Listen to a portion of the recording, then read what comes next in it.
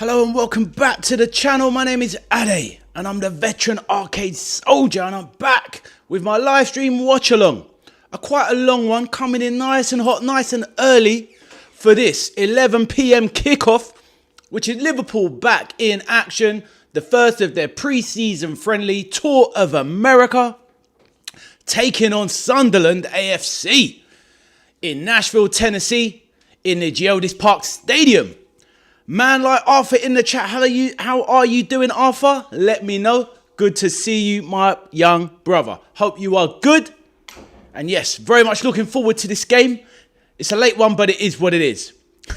Arthur there, my eternal enemy, coming in hot with the black cat emoji. I hear that, my bro. But hopefully, Liverpool won't be, well, they'll be running over plenty of black cats this evening. All 11 of them. Hopefully so. But all good, all good. We shall see how it goes. But I've come in early anyway. So if any of the channel regulars want to come in, or maybe even new people to the channel want to come in and have a chat in the friendly environment, we can do that in the build up to the game. So Arthur, how are you doing, sir? Over to you. It's just me and you here at the moment, bro. But I hope you are good.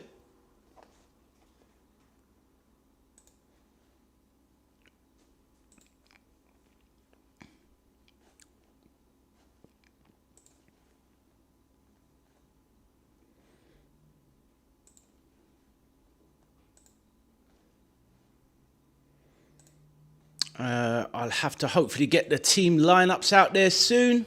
We shall see who is going to be playing in this game.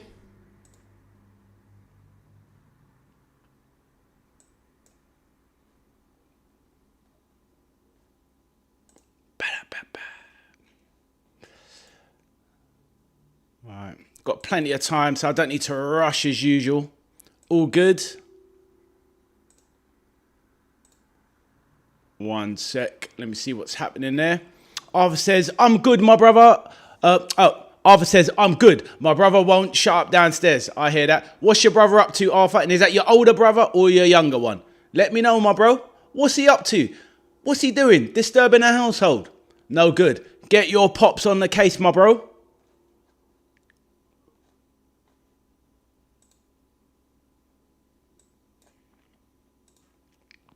Hey, Duckton, how you doing, my bro? I'm very good, my G. All good, all good. How are you, good sir? Thank you for dropping in a little bit earlier and wishing me a hello. Much appreciated. I pop on and I check the channel every once in a while during the day when I'm free. And yeah, lovely to see messages from friendly people. I am all good, my bro. Looking forward to Liverpool getting the pre-season underway today. So I am ecstatic. Getting away from all of this non-transfer news and all this negativity around clubs not making signings. Yeah. It's all about the football today. Duckington, my bro, how are you? Please let me know. When is kickoff? Actually, it's 11 PM, mate. So I've come in a little bit early, a big 90 minutes, a full match beforehand. In case people want to talk football, just have a little chat, chill out, etc. I'm all ears, mate. It's a Saturday evening. And at the end of the day, people can, throw a few bits in the chat, talk some footy, talk some waffle. I'm here for it until the game starts. And even when the game carries on. Arthur says, why are you so early? I thought it was 10 o'clock. Nah, it's 11. Because I just thought, you know what? Might as well just get in a bit early, not really doing anything. So I thought, I'll come and chill with people if they want to hang out. So yeah, there you go. So it is what it is. It is what it is. FCB is doing other stuff right now. Hey, that reads a bit like, is it good stuff though? Is it good stuff or is it just good stuff? It's your bro though. Arthur says like and subscribe. Thank you very much, Arthur. Yes, everyone, hit that like button on your way into the channel. Hit the like button, help your boy out. Appreciate you, Arthur. I don't know, he's probably sleeping. Well, to be fair, it's not a bad thing, is it? We all need our rest. I'll tell you what, though. I'm absolutely shattered. And I can't even lie. When you're doing this YouTube gig, you've got to obviously be quite devoted, right? So I said to myself, obviously I'm going to watch the game, right? So anyway, so last night, I just didn't sleep very well. I'm being shattered all day. And I said to myself, do you know what? I don't even want to do it today. But I've made all the graphics. I've done all the channel bit. I've made the short. I've sorted out the video, and I'm committed to it. And I've advertised it. And at the end of the day, I'm not the world's biggest channel, but it's still a bit of a commitment to yourself and other people. And all in my head was like, oh, just go to bed. But I'm here for it now. I'm finding the juice, and we go for it. So it is what it is. Nice to see 9 people in the chat. All good. All good. Feel free to say hello, anyone and everyone. Didn't want to do it, so you started 90 minutes early. Well, it's not like that. Well, at the end of the day, I already set up half fun. Yeah, I could have changed it, to be honest. But I just thought, you know what? It will keep me going anyway. So at least if I'm doing this now, I'm engaged with it. And to be honest with you, like the build-up for the match is happening now. But do I really want to hear what Sheamus, the WWE wrestler's got to say? Probably not. So at the end, rather chill with the homies like yourself. Do you know what I mean? So all good. All good. Hey, Mark Moss. How you doing, bro? All good, all good. How are you doing, sir? Nice to meet you. First time arrival on my channel. My name is Ade, the veteran arcade soldier. Who are you? Well, you're Mark Moss and you love LFC. That's what I like to see, my bro. Mark, lovely to see. Obviously, you can see I'm a big red as well. Now, are you looking forward to the big season? And Mark, let me ask you a question to get some chat going. Are you one of these Liverpool fans that are on the fence, patient like me? Or are you like, we need signings now, now, now, now, now? Let me know how you're feeling about things, my brother. Everyone, welcome Mark to the chat. New person in the chat. Love to see it. Arthur says, Ade is not a big red. He's a glory hunter. You clown. Whatever. But all good. Let Mark introduce himself. And yeah, love to hear his response.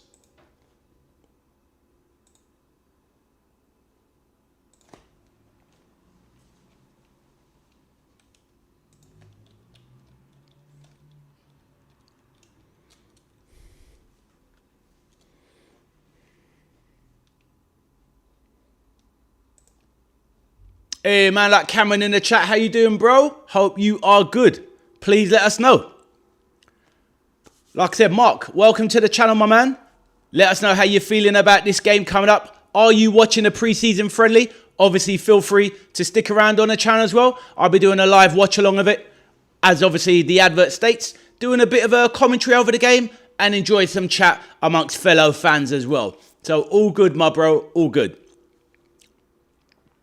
Yeah, Arthur, great, mate. Saturday night, bro. So, yes, all good. All good. Duckton says, FCB, wake up your plim. There you go, mate. Your brother is obviously lights out, my bro. Lights out. Yeah, give him a nudge. Get him to come into the chat. But, yeah, glad to hear that Mark is a fellow red like me. That's what we love to see. But, yeah, so how's everyone doing today? Any news regarding your clubs? Mark, just to let you know, we've got Arthur in the chat, who is an Arsenal fan. We've got Duckington, who is a Stoke season ticket holder. So on my channel, you've got quite a diverse range. Most of the people subscribed to the channel are Liverpool fans. So you will definitely find some friends here as well. And obviously, you've got a friend in me as well. But like I said, feel free to chat as much or as little as you want. But everybody is welcome, my bro.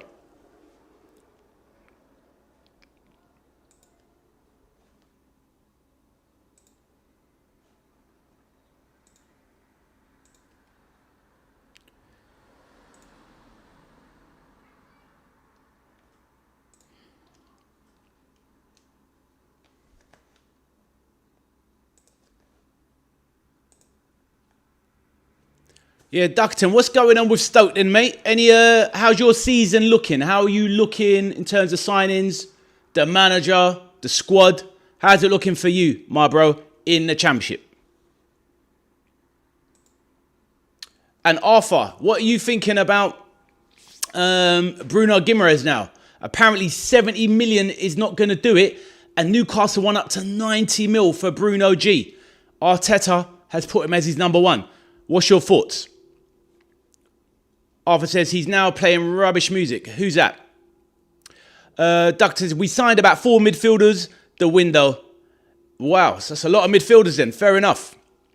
What are we going to do with them? Well, that's the thing. I don't know. What's the breakdown of the midfielders? Any notable ones there? Any ex-Prem players in there? And are they all kind of similar positions? Or, I mean, at the end of the day, if you've got a holder and you've got a more regular central midfielder and maybe a couple of wingers, all midfielders, let me know the breakdown. Arthur says, Newcastle are SCUM. Never ever... Yeah, steady on with the harsh words, bro.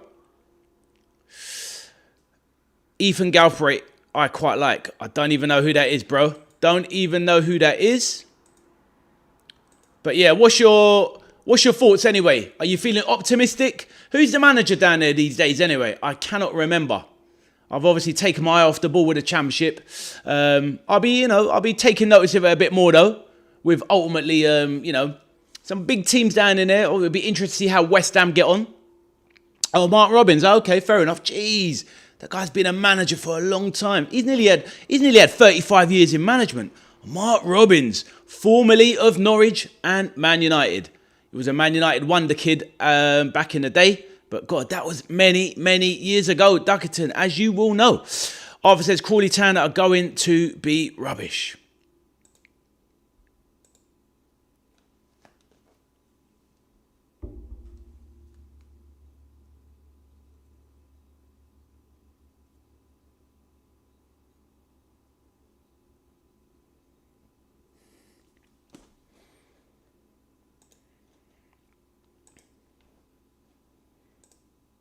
Hey, Peter, how you doing, my bro? Peter's in the building. Peter says he was good, Mark Robbins. Evening, chaps. He certainly was. And he definitely could score a rocket. He definitely could launch one from outside the box, Peter, as you will remember.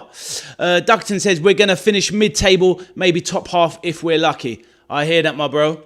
The thing is, though, tell me something, this, bro. Obviously, you know when you had Pulis in charge, obviously it's a good few years ago now, when he was keeping you in a Prem and it was kind of boring, turgid football, would you rather swap that and be back there but play the naff football? Or would you rather kind of play a more expressive type of football and just take your chances? Let me know how you feel. Because there's always that kind of dilemma with, the smaller teams.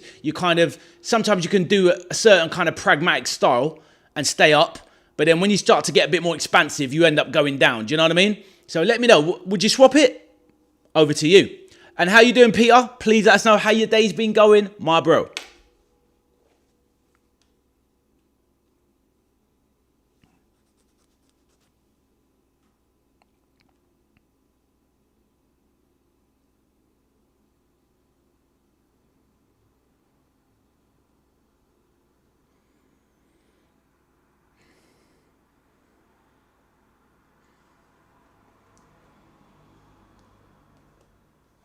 Doug said, I'd prefer to be up there, to be honest. No, I hear that, my bro. That's the thing. It's like people complain about types of football, styles of football, etc. But ultimately, people want to be in a big league, right? Do you know what I mean? So, no, it's fair enough. A new person in the chat. Man like Camo Abrams. Can we watch the game with you, please? Unfortunately, I cannot stream it, bro. It is copyright. I cannot do that. But Camo, my bro, let us introduce yourself to the chat. Are you a Liverpool fan? I'm hoping. But yeah, you're more than welcome to stay. Hopefully you can find it. I will try and find a stream for you if you want. But I cannot stream it myself, my bro, because at the end of the day, my channel will get shut down. So we cannot do that, my bro. But let me know and I will try and find a stream for you, my brother. Other than that, you're welcome to stay in the chat. Make some friends. Have a chat. And I will definitely do commentary over the game and keep everyone updated as to how the action is going. But that's all I can say on that, my friend. But if you like the vibe and you like chatting to good people, then consider sticking around. Drop a like on this stream, subscribe to the channel, and help your fellow Red out. If you are a Liverpool fan, I'm assuming you are, Camo. Let me know, my brother.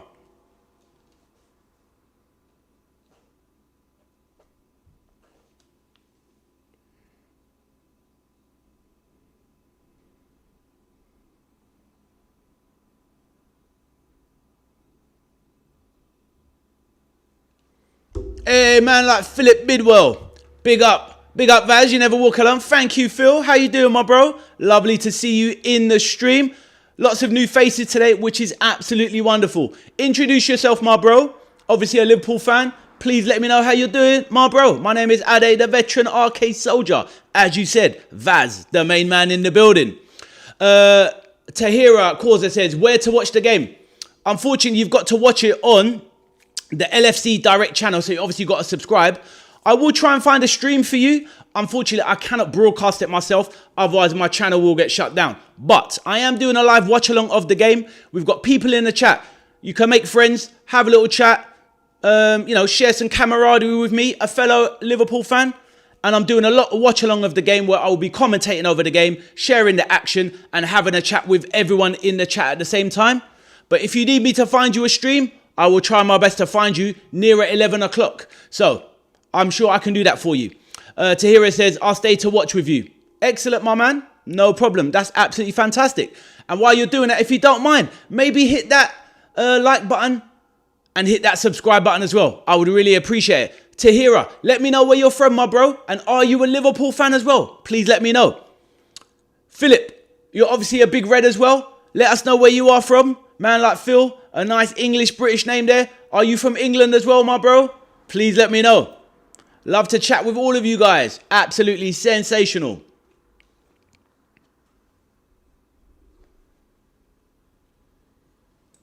I will try and get the team. I'm going to look for the team news now. So obviously feel free to have a little chat in the background. Any questions you want to ask, anything you want to talk about football related, please let me know and we can discuss it.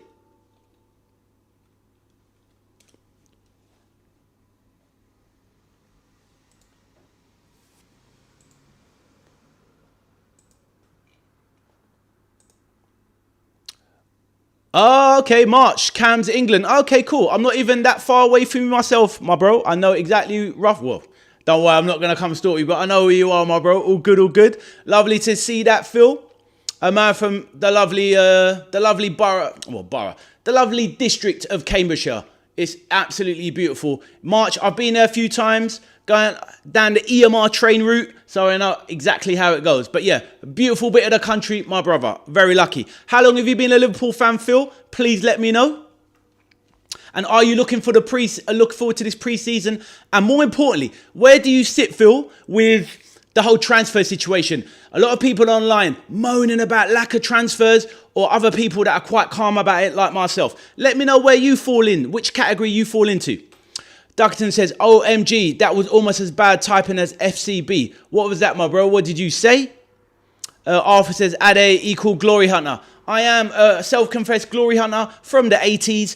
But you know what? I served my time in the Liverpool prison, the justice system of not winning the league for 30 years, Arthur. So I served my sentence. I'm a self-confessed glory hunter. And there wasn't much glory in the 90s and the 2000s, other than the odd FA Cup and the Champions League in 2005. But Jurgen Klopp restored the club, and that is all that matters. So Arthur, hold that.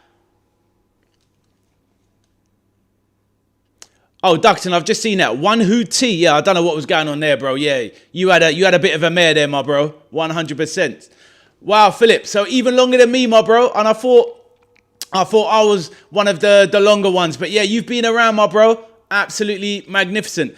You probably got a cut, just not that much more years on me, to be fair, bro. I started supporting Liverpool, say, properly 85 myself. So we've been through it all, my bro. We've been through Heysel. We've been through, obviously, the bad times, the droughts, like King Kenny and whatnot, player manager. We've seen it all, my bro. So yeah, how are you feeling about this new season, my bro?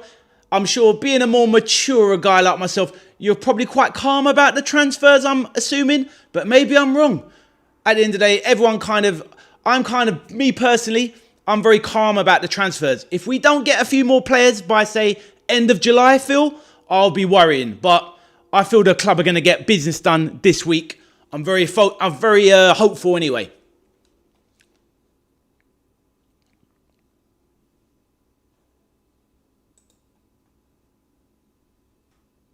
And Arthur, as for your boys, Arsenal, you've got to enjoy these wins because, you know, you win a couple of Premier League titles and before you know it, it's 20 years again. So imagine, Arthur, you could be, after the next few successes, you could be waiting another 20, 25 years yourself. So you got to appreciate things, my bro. You really do.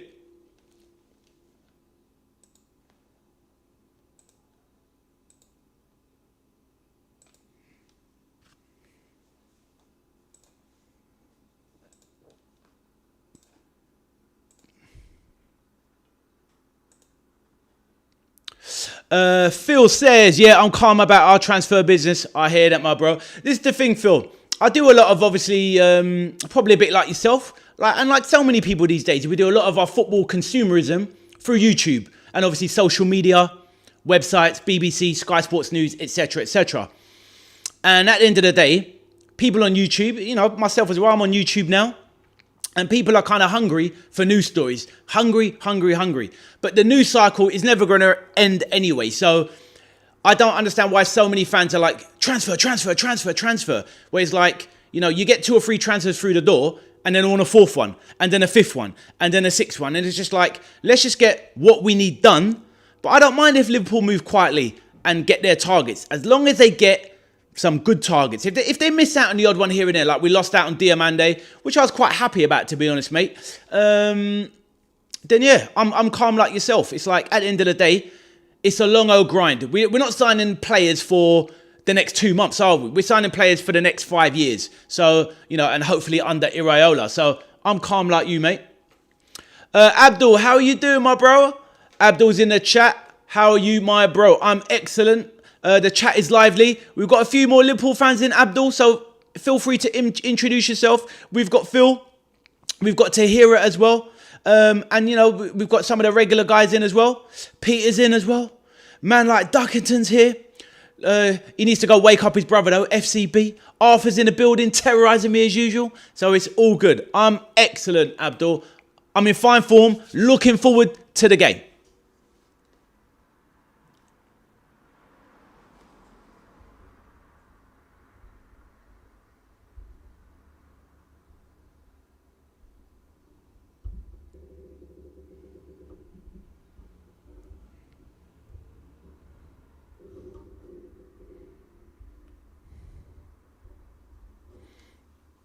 Abdul says pre-season is needed for new transfers. Look at Isak's match fitness last season. We need transfers urgent and now. Are we signing anyone? Question mark. Well, you probably just missed me talking to Phil. We're quite calm about it. Well, there's obviously no news at the moment, Abdul. But like I said, I'm not going to panic. I'm not going to panic till at least the beginning of August. So I think after this game, we need to get some work done. Definitely. But let's see what happens. In this game, we obviously got Sunderland today. Abdul, are you watching this one? Let me know. But obviously, the next game, we've got Leeds and who's the other one? It slips my mind. But ultimately, we will get transfers done, bro. We will. We have to get transfers done. Iraola's putting the pressure on them, saying he needs a winger, saying that our defence is light. So he's putting the pressure on. They're going to get the transfers done. I'm confident of that. Abdul says, where are Liverpool finishing next season and what trophies? I think at the moment, realistically, Abdul, 3rd. At the moment, that's the most we can expect at the moment, 3rd. Let's see the signings come in. But what? Actually, as things stand as of today, you're talking about between 3rd and 5th. That's where Liverpool finish. Not exactly what we want, but let's see what happens once the transfers come in. New person in the chat, Raymond Kambunga. How are you, my bro? Raymond says, hi, Tomori should sign for £20 million. Move deal for Newcastle United right now. And Antonio Nusa should sign for £60 million. Move deal. And Nusa arriving at Newcastle right now. Yes, from Ray. Right. Nice to meet you, Raymond. I mean, yeah, regarding your takes there, do you know what? Tomori, that's not a bad shout. I didn't even hear any rumours. Is he going to Newcastle? Obviously, he's an English player, so it would help Liverpool with the homegrown quota. Fikayo Tomori, he must be about 28, 29 now. Decent player, good for a backup squad rotation. I wouldn't be against it. Raymond, let us know. Are you a Red fan yourself? It doesn't really matter. Anybody is welcome on the channel. As for Antonio Nusa, I don't want Antonio Nusa, Raymond. I don't think he's good enough, in my opinion. Statistically, he doesn't do enough. Doesn't score enough goals. Flat as to deceive. Little bit of an injury record as well in the past. I'm not sure if he's the standard for Liverpool. Obviously scored a great goal at the World Cup, Raymond, but not for me. But for Fikayo Tomori, I would take him. Abdul says, we finished 5th last season with 60 points, 20 losses and 9 draws, no trophies. Yes, that is true. But that was an underperforming squad with a very underperforming manager. I think Liverpool will be better next season irrespective now that Slotter's gone. So that point total there should be the absolute minimum Liverpool get with this squad.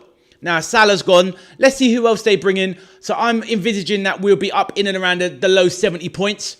And who knows? It might even be one of these seasons where we go back to the 1990s, guys. Plenty of you are older football fans. You remember when a league title would be won with 76 or 77, 78, 79 points. It can be done. There's no reason why Liverpool cannot get 70 plus points next season if they get a few more transfers in. So let's just keep it calm and let's see what happens. Abdul says, same players, a new head coach, Iraola. He is inexperienced and unproven. Well, obviously, we spoke before. I know you've mentioned that. You're obviously not someone who is a big fan of Iraola, but to be honest with you, I quite like him. I think, well, look, certain players, well, you say unproven. Yeah, but everybody needs to start at a top club. Pep Guardiola, his first job was the Barcelona B team, right? And then he goes on to become one of the greatest managers of all time. There's always a place to start. Now, I'm not saying Iraola deserved the Liverpool job. Maybe he did, maybe he didn't. Maybe he could have had another halfway house job in football before Liverpool, but we are where we are. I'd rather Iraola than keeping Slot for another season. Yeah, Phil, how was you feeling about the whole Arne Slot situation? And of course, we do not have to make it all about Liverpool. Arthur, Duckington, throw anything you want in the chat regarding your clubs. Anything is no problem. It's all about other football as well. It's not just about Liverpool. Even though primarily today, obviously we're following the Liverpool game. So there you go. Abdul says, are we getting a right winger? Which one? I'm still hoping on Barcola. Let's see what happens. Apparently we're strong favourites. We need to get that one done. Because if we don't get him, so if we fell with Barcola and Diamande, I don't think that's a good look. It's a poor look. Duckington says back. Feel free to throw anything in the chat, Duckington. All good, my bro. I'll pick up any messages. I just need to do something quickly.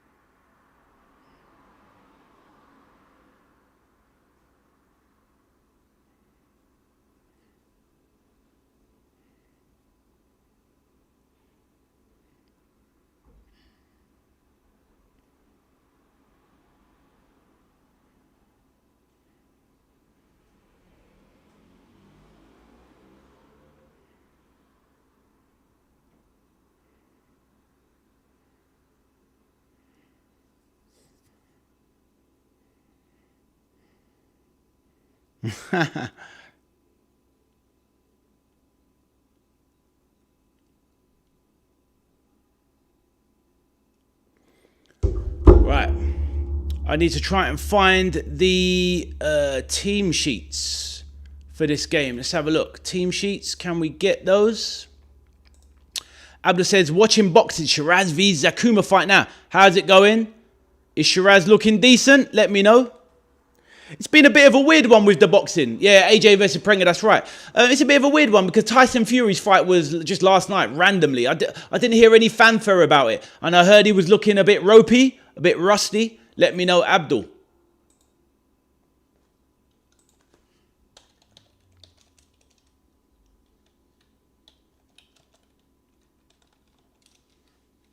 Right, just going to have a look for the team sheets.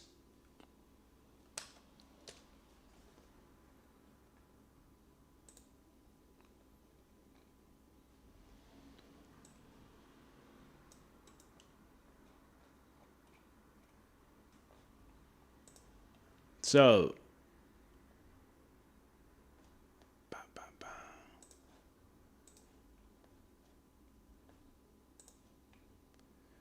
I found the teams for the game coming up.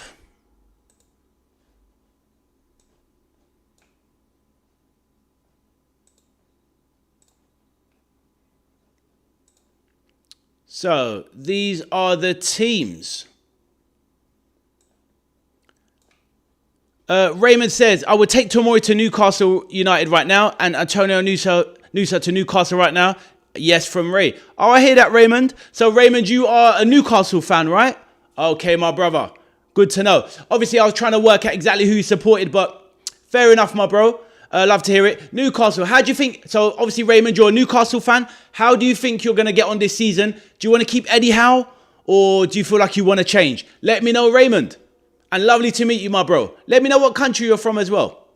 Hey, Rachy, how are you doing? Rachy's in the building. Rachy says, hello, Ade and chat. I'm just having a quick hello today. Oh, lovely to see you, Rachy. Thank you for coming in and saying hello. How's your day going? And of course, Rachy, don't forget to hit that like button, please, my dear. But please let me know how you're doing.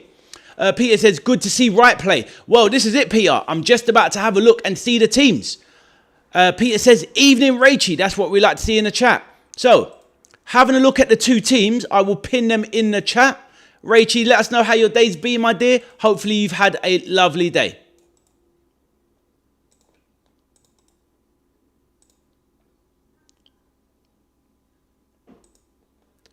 One second, Raymond. I will come to your message in a minute.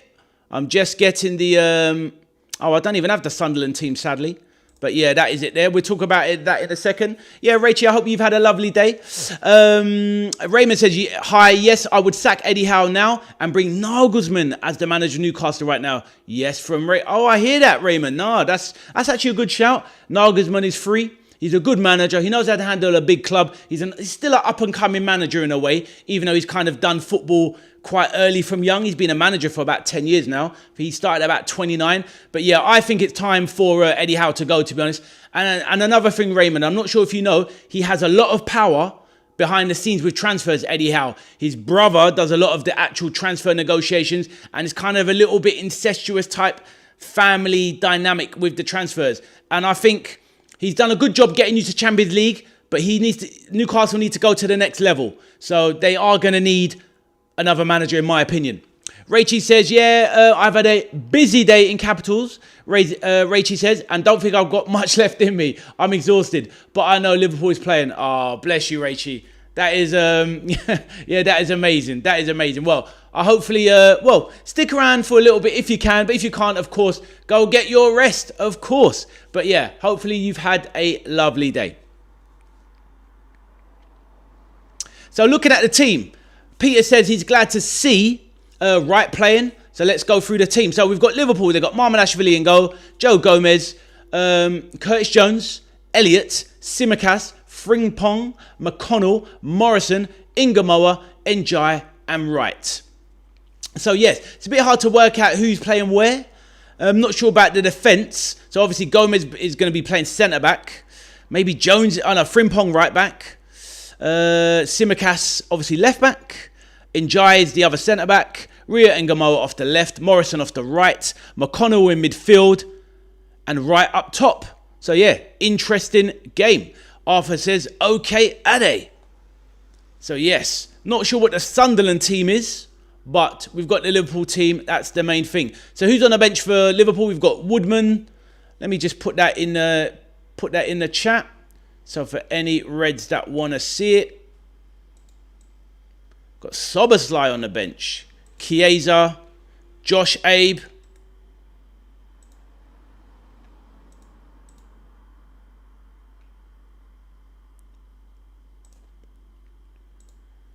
Callum Scanlon. Yeah, I want to see this just Abe kid. He's meant to be really good. Trey Neone, I'd like to see. Luke Chambers, Calvin Ramsey, Callum Scanlon, Jason Kumas, son of Lewis Kumas, son of Jason Kumas, former footballer, Sonny Lambie and Ndukwe. Njai, yeah, he's a fairly new player. I think they got him from one of the, I can't remember which league now, but he's a very young and up-and-comer. So let's see how it goes. I want to see this Ndukwe. He's meant to be a real baller at 18. Big lads as well, 6'6". And 6'5" respectively, so very big.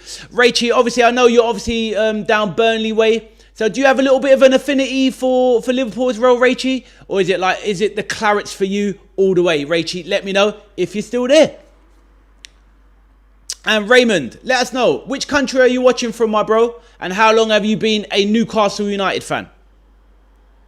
Yes, Duckton, yeah, he is French. I'm pretty sure he is, yes. I'm pretty sure he is. I think they picked him up the same time as this Ndukwe kid. Both of them like 18-year-old centre-backs. Both, like I said, 6'5", big monster types. So let's see how they get on in this game. Very much looking forward to it. Rachel says, Clarets all the way, but my friend in America supports LFC. I hear that, I hear that. Yeah, so anyway, good luck, Rachel, with for your beloved Clarets this season. How's things looking anyway regarding Burnley this season? Are they shaping up well? Did they keep Scott Parker as the manager? I've taken my eye off the championship, but I'm going to get more into it as the season starts. Abdul says, I'm watching it from Leeds. There you go, Abdul. Rachel said, we should do a score prediction of this game. Let's go for it. Well, let me try and find the Sunderland team first. So let me find the Sunderland team, because otherwise it's a bit tricky to do the prediction without friendly. You never know, because Sunderland could be going very strong.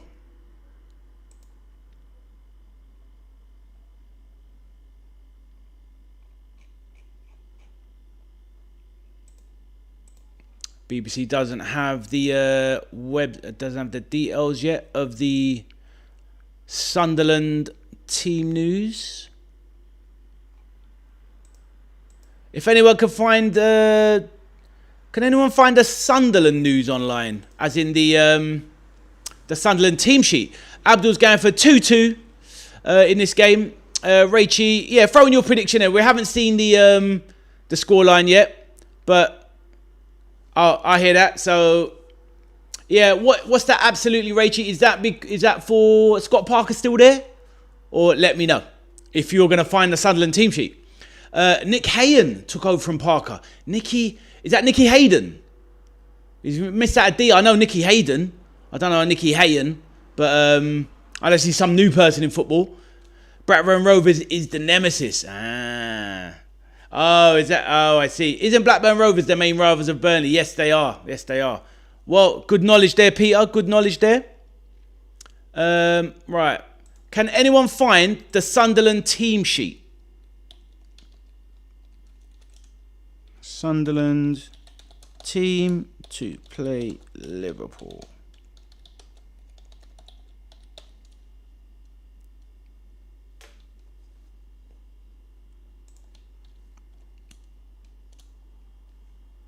Aha, so we've got the Sunderland team I will have soon. Accept that. Peter said, oh, Duckington, you're getting it? Wicked, mate. You find it then, please, mate. I cannot find it. So, yeah, go for it, Duckington. If you could get that, I would appreciate it.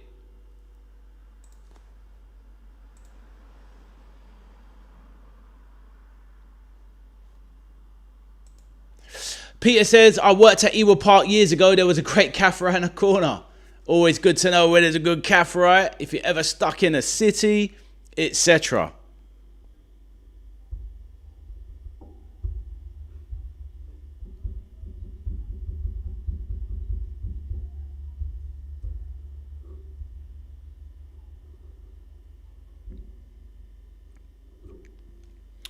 Rachie says, great stadium. I went and looked around it inside and change rooms and manager room. Had my birthday as a kid on Turf Moor. Oh, wow. What a super fan you are. Absolutely unbelievable. That's definitely a place. Whenever I see it on TV, Rachie, it does look like a very special atmosphere. Obviously, it's got that open. It's all. Isn't Burnley the stadium similar to Stoke, where I think is it all sides are open, so you get the wind factor in, the wind chill, or is it? Oh, I'm mixing. I'm pretty sure most of. But Turf Moor, it's open, right? So the wind is cutting in on a November, December night, January, and it is blizzard. But yes, definitely something. Hopefully one day I'll get to tour all of these grounds and check them out. But yeah, Turf Moor does look like a really cool place to go. Burnley. Am I getting an accent right, or am I a bit off there? Let me know.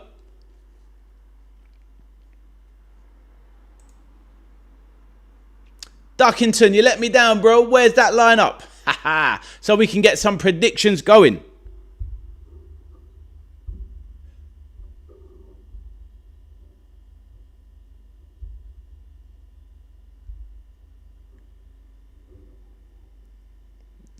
Not a bad accent. Okay, I'll take it. I won't do any more. The more you talk, the more you let yourself go. The more you go wrong, right? But yeah, fair enough. Thank you very much.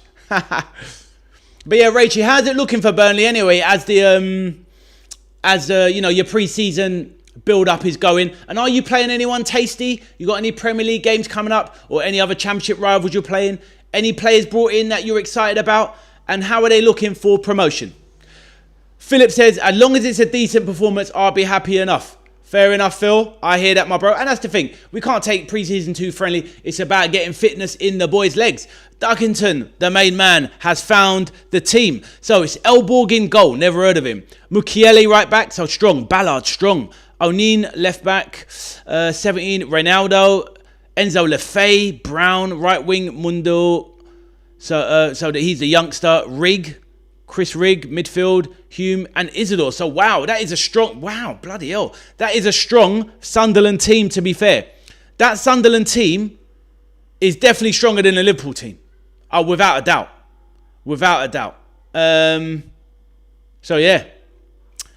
I'm not gonna back against Liverpool.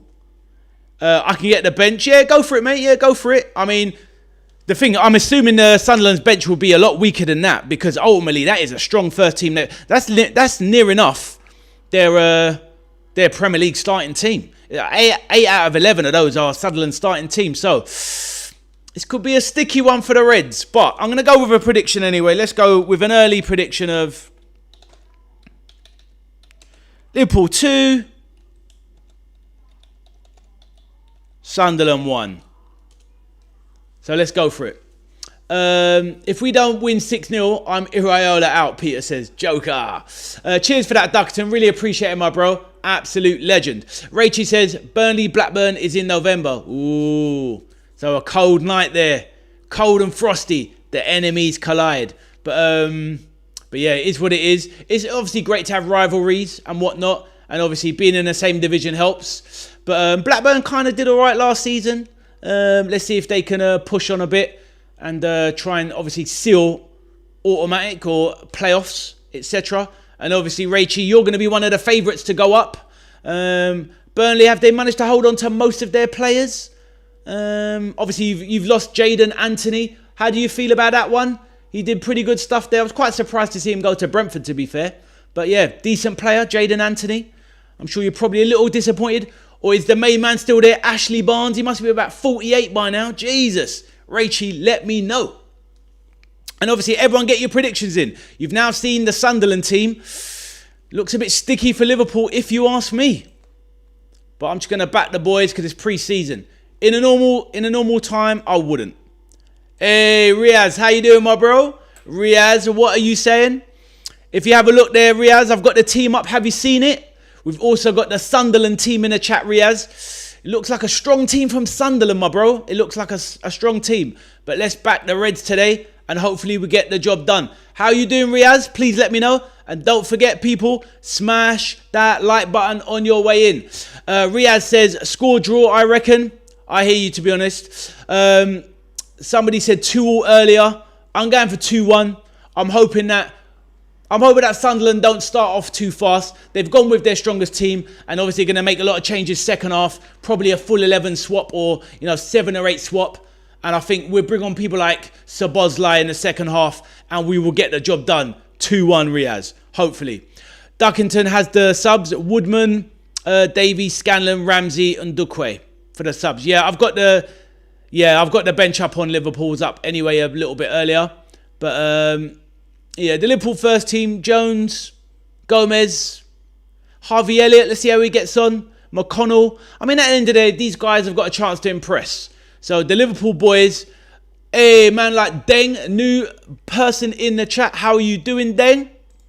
Please let us know. Deng says, LFC 4-1 up. Love to hear the positivity, my bro. Let us know where you're from, Deng. And obviously, you're a fellow Red as well. Please let me know, my bro. My name is Ade. Welcome to the channel. I'm the veteran arcade soldier, also known as Vaz. And here we are with a lovely community. All support different teams. We've got Burnley in the chat. We've got Arsenal in the chat. We've got Stoke in the chat. We've got teams everywhere in the chat. But of course, we have plenty of Liverpool fans as well. Philip says 3-1 Liverpool. That's what we like to see. Duckton said Liverpool had Woodman on loan last year, did they not? I think we made it permanent last season. It was permanent last summer, and now they've given him an extended contract for another 3 years. 29 years of age, not bad as a backup, and obviously he's good for the English quota. Marms, welcome to the chat. We are Sunderland 3-1 to SAFC. Marms, welcome to the chat, my bro. Everyone is welcome. My channel is a non-toxic place. Feel free to stick along for the watch along and have your say. I would say, Marms, that you have gone with quite a strong team. So when I saw it, I was like, ooh, because to me that looks like 7 or 8 of those are your first 11. So fair enough to the Black Cats, taking it seriously. But welcome to my channel, my bro. And please let us know where you're from. I'm assuming you're up from in and around Sunderland, being a Black Cat. Deng says, you're from South Sudan. Wow, we've got South Sudan in the building. Deng, how long have you been following Liverpool? Please let me know. And if you guys do not mind, please hit that like button and subscribe to the channel. It would be lovely to have you on board. It's such a friendly place. It is an unbelievable channel. I'm not even being biased. It really is. Some beautiful people in here. And with the main girl, Rachie, as well, you cannot go wrong. Rachie says, new coach is saying we are getting new blood. He quotes at Turf Moor, so watch this space. Fair enough, Rachie. Well, hopefully it's going to be a great season for yourself at Burnley. I'm definitely going to cover some of the interesting bigger games in the Championship. So, Rachie, if you're not, I know you go to a lot of the games, but if certain times I can cover Burnley or in, it would be great to have you in. Also, as well, I can't wait to see big games like Burnley West Ham, Burnley Southampton, these kind of things. It's going to make the Championship a very exciting season. I bet you cannot wait.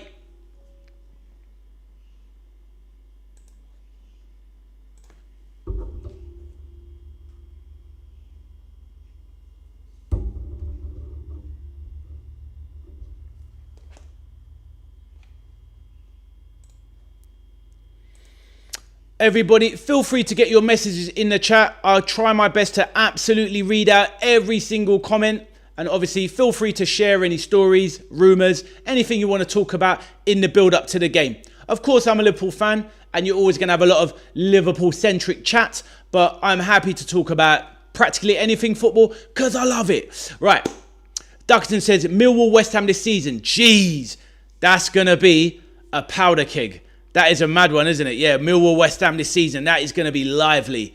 And sadly, it's not going to be about the football talking point off the pitch. Hopefully, on the pitch, it's going to be good games. But you know there's always going to be trouble when those two teams clash, which isn't often because obviously they're mostly separated by the divisions. But yeah, you're right. That is going to be a tasty fixture, 100%. So yeah, very good comment there.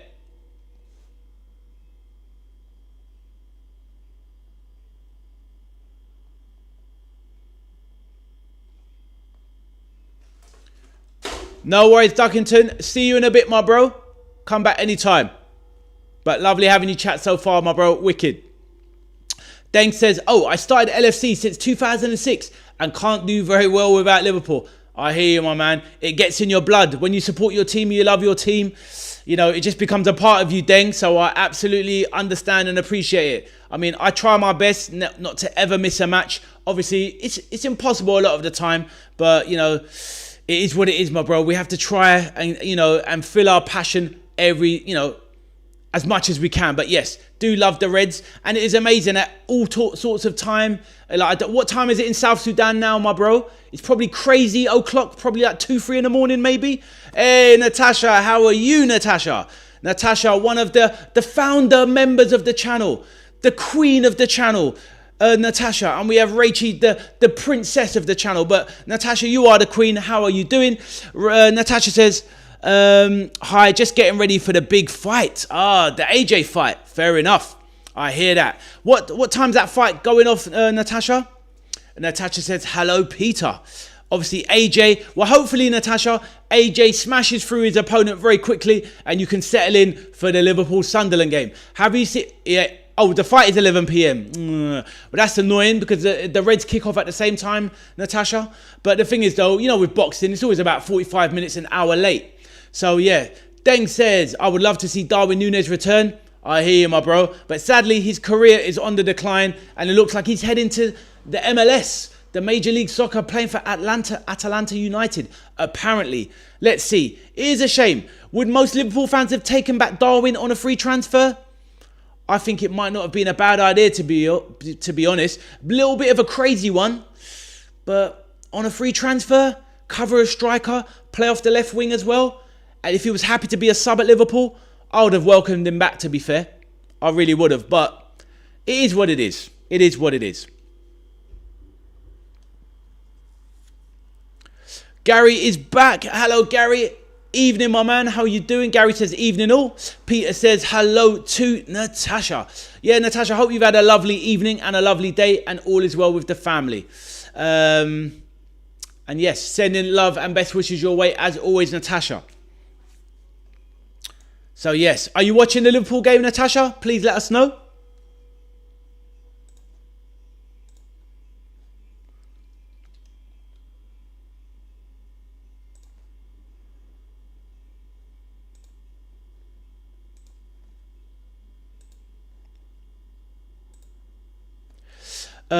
Peter says, Defo would have taken Darwin back, 100%. Peter says, good evening to Gary. So it's 11:22 Central Africa time. So not too bad, not too bad. So yeah, considering you're so far away, you're only 1 hour in front. Fair enough. So yeah, it is what it is. Deng, are you able to watch the game or are you just going to kind of follow along with the watch along? Please let me know.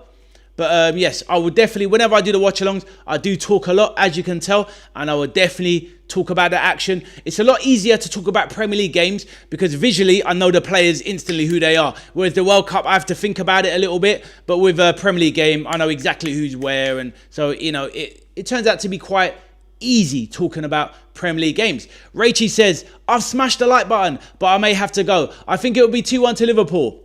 She says, if I can pop back, I will. Thank you, Rachie. Absolutely appreciate hitting the like button and the prediction. It keeps the chat going and keeps it flowing. But Rachie, have a lovely evening. And if we see you back, we see you back. But until next time, you take care and see you soon. What an absolute legend.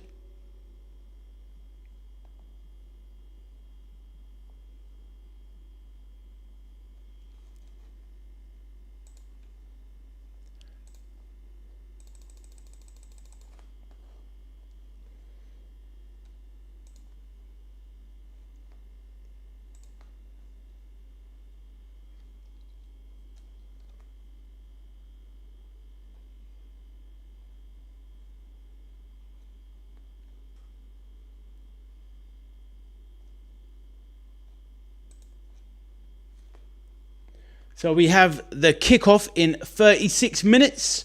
So the game will be underway then. Is there anything that anyone wants to talk about? Riaz, how's your day been going, my bro? Are you watching the game? Obviously, feel free to chip in with any comments. And what we like to do as well is get a prediction in the chat. So if you haven't dropped a prediction, then put it in the chat. Let us know what you're thinking. And then later on, depending on how it goes, we can see who was the closest at the end. Obviously, not everyone's probably going to be able to stick around to the end of the game, but it's a nice thing to do as it sparks a bit of debate and talking points. Natasha says, Peter is dancing. He would have been dancing if Darwin Núñez had come back, Natasha. But yeah, Natasha, what's your prediction for the game today? Liverpool Sunderland. Let us know.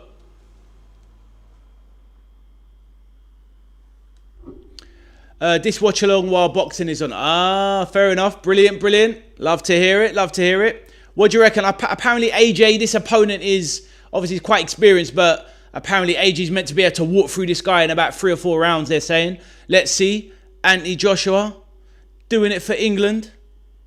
A fellow Nigerian like me. We shall see how he gets on. Obviously, an emotional return to the ring for AJ after the car accident. How lucky was he to walk away, with no real serious injuries while 2 of his friends lost their lives. Life is a strange old thing, isn't it, Natasha? It really is a strange old thing. Deng Sheds, somebody help me understand. Where are the likes of Figueroa and Cade Gordon? Are you talking about Figueroa, right? I don't know, actually. That's a good point. That's a good point. They obviously could only bring a certain amount on the tour, but Cade Gordon has been loaned out. He isn't going to make the grade, sadly, Deng. He's had too many injuries. The promise that they thought he was going to be, young Cade Gordon, I think he's going to be on loan at Norwich, I think. So he wouldn't have been taken on the pre-season tour. The man like Rush is back. How you doing, Rush? Hope you're doing well, my brother. Up early in the morning, we'll catch the game on replay. Light as always. Rush, you absolute legend. I hear that, my man. It's a late one, isn't it? Hopefully, Rush, you'll be able to avoid the game and maybe try and watch it live. Let me know if you're going to be able to avoid the result, my bro. But if you're off, then you're off. But yeah, stick around for a little bit if you can. But no, honestly, fantastic to see you again. One of my fave viewers. Absolutely love and respect you, my bro. Teddy Klinsman in the building. Ashley Young. Who's Ashley Young? Teddy, what are you saying to me? Obviously a Spurs fan, I would imagine. How you doing, Teddy? Let me know, my bro. Welcome to the channel. Lovely to meet new people. Please let me know. And who is this Ashley Young you're talking about? Surely you can't be saying me. Please. If you're thinking I look like a footballer, try QPR. Used to be a winger for them. I get mistaken for him quite a lot. And I definitely did back in the day when I used to have dreadlocks like this famous QPR and West Ham winger. That's who I get taken for. And Teddy Klinsman says, I thought you were Ashley Young. And he starts cracking up. And there he goes. Trevor. Exactly. I used to walk down the street and people would be like, Trevor, what's going on? And I'd look over and I'd be like, you absolute fools. But yeah, I did used to get that loads back in the day. And even a little Phil Babb as well I got. But Teddy, you're a Spurs man. Let me know how you're getting on, my man. How long have you been following the Spurs? And I'll let you into a secret. Spurs are basically my second team when it comes to England. I know we don't really favour these things and go into this too much, but I do go to the White Hart Lane Stadium quite a bit. Been there about 10 times, the new one, because my friend's a season ticket holder and she gives me a lot of free tickets. So I do get to the Spurs quite a bit. How about yourself, my bro? But don't tell Peter in the chat. He's a Liverpool fan, but he can't stand the Spurs. But yeah, but everyone's welcome on my channel, man. We just love talking football and making new friends. But let us know. Teddy, nice to meet you, mate.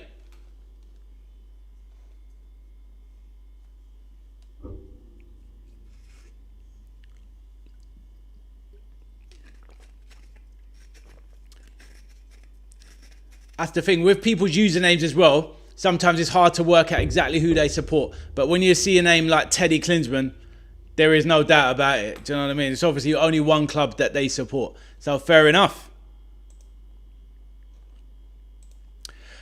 Teddy says he was a great player with Sinclair. I've been Spurs since the early 90s. Fair enough, my bro. Fair enough. And Sinclair was an amazing player until I think he did his Achilles. Then he started to lose that electric pace. But we all know the amazing overhead kick he scored for QPR in the FA Cup. Jeez, if any of us scored a goal like that, we'd be dining out on it for life. But yet, you've been a Spurs fan for a long time. Do you go to the games yourself? Or you're more of an armchair fan these days? Please let us know. Hopefully you've been to the new Tottenham Hotspur Stadium. I'll tell a quick story about it. The one thing that I've been to see Liverpool there, Man United there, Spurs take them on. I've been to see Chelsea there, West Ham. I was there for their first defeat. Spurs in the new stadium. It was West Ham 1-0. Mikel Antonio, I think 66th, 67th minute. The audio in the stadium was amazing and like it just went deathly quiet. When Antonio scored, it was like, whoa. It was like just a morgue. It was crazy. But yeah, the main story I took away from Spurs. I'll finish this in a sec. Deng says, do we have Calvin Ramsey on the list of players for the tour as well? Yes, Deng, he's on the bench. Calvin Ramsey, he's on the bench. So hopefully we get to see him. Yeah, so Teddy, so the story is, well, it's not really a story, it's just an observation. Now, we know that, what's his name? Former chairman, what's his name? Bloody hell. Voldemort, what's his name? Daniel Levy. Obviously, the Spurs fans wanting him out. And now, obviously, we know Daniel Levy, he liked to pound note. He liked to be very frugal with the money. So basically, I'm in the toilets washing my hands in the new Tottenham Hotspur Stadium. And if you've been there, you'll know. You wash your hands, you press the button, underneath the water, it comes out. But it comes out for literally 1.5 seconds.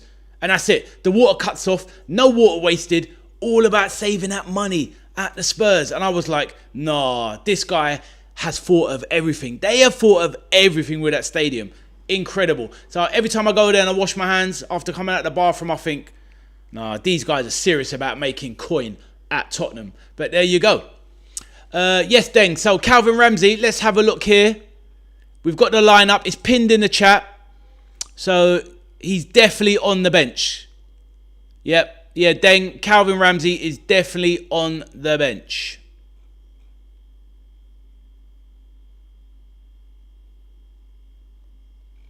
So yeah, hopefully we get to see him play. Teddy says, I was a season ticket holder until 2020, until I emigrated to Canada. So you're over in Canada now, my bro. Fair enough, fair enough. You originally from England yourself, though? If so, you're a Londoner like me, born and bred. I know exactly what you mean about the water. See, all right, so there you go then, right? Man, it's wild, right? Honestly, it cracked me up. The first time I used it, I was like, you can't be serious. I've literally like just about washed the soap off your hands. You're like, geez, can I actually wash my hands? Unreal, honestly. But that's the reason why they've managed to buy all these players this summer, because they know how to make a pound note. Man like Carl Connor in the building. They are serious at Spurs about making money for real. 100%. Carl Connor, how you doing, my man? Hope all is well with yourself and the family, my bro. And hopefully you smash that like button like everybody else on the way in to the channel, my brother.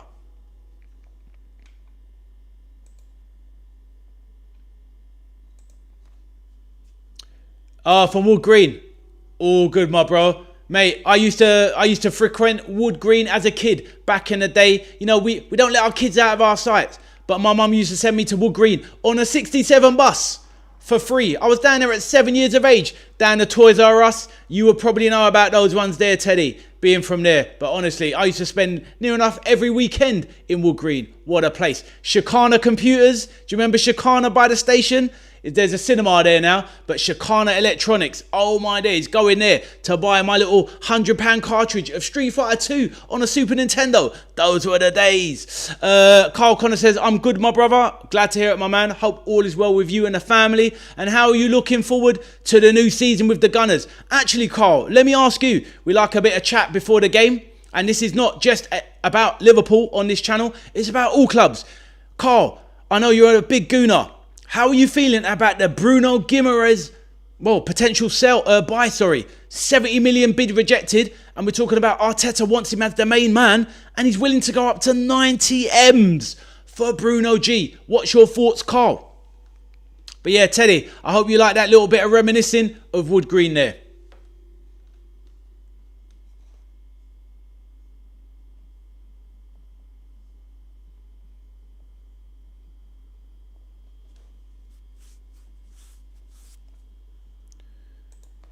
Gary says, haha, jokes. Loving the Wood Green stories. Well, Teddy, I hope you're enjoying life out in Canada. Yeah, one of my childhood friends, he left the estate and he moved to Canada in his 20s a long time ago. Used to play footy with him back in the day on the estate. Nice guy. Tommy was his name. And he went out to Canada. That would have been about 25 years ago himself. So yeah, good life. It's a good life over in Canada, so I hear. Deng says, is there any time LFC could come to East Africa for a tour soon? I don't know, Deng. I have no idea. I mean, the thing is though, sadly, it's all about the money. So not to say that they can't make money over there, but they're always gonna prioritize the USA. Deng, because ultimately FSG, the owners, are from Boston, so they're always going to favour Liverpool touring in the States.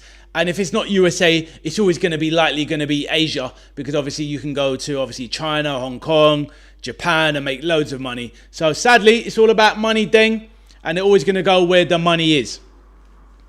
Carl says, far too much money for his age, but he needs to rest Rice, though he will end up a cripple at this rate. Mate, honestly, Carl... Yeah, Rice was he's been battered all last season. Did 5,500 minutes, so nearly 1 3/4 seasons in a season with all of the World Cup games and the Champions League games, the FA Cup games, as we discussed before. But yeah, you know, if you get Bruno G in, it means you can rest up Rice, which makes a lot of sense. But 90 million for a player who's 28, about to turn 29, it is a hell of a lot of money. But one thing I do respect about that signing, it is a win now signing. It means you're trying to win now. It's none of this, let's get players for 2-3 weeks down the line. It's bring me trophies now. So I kind of respect it from Arteta. It's not something I would be doing, but then, you know, it is what it is. But yeah, good points, good points.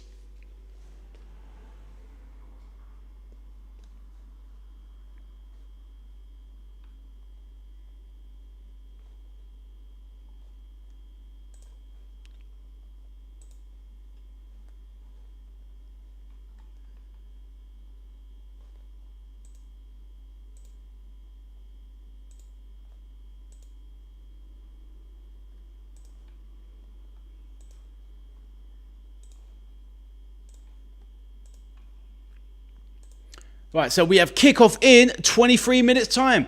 Anybody wants to talk about their teams?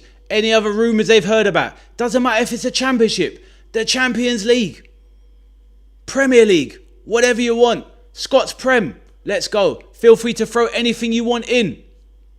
Hopefully things are going well in life at the moment, Carl. A few more ups for you, my bro. Please let me know. Not to say that there's downs, but you know what I mean. Just hope everything's going well for you, my bro. And I appreciate you dropping in on the stream. Absolute legend.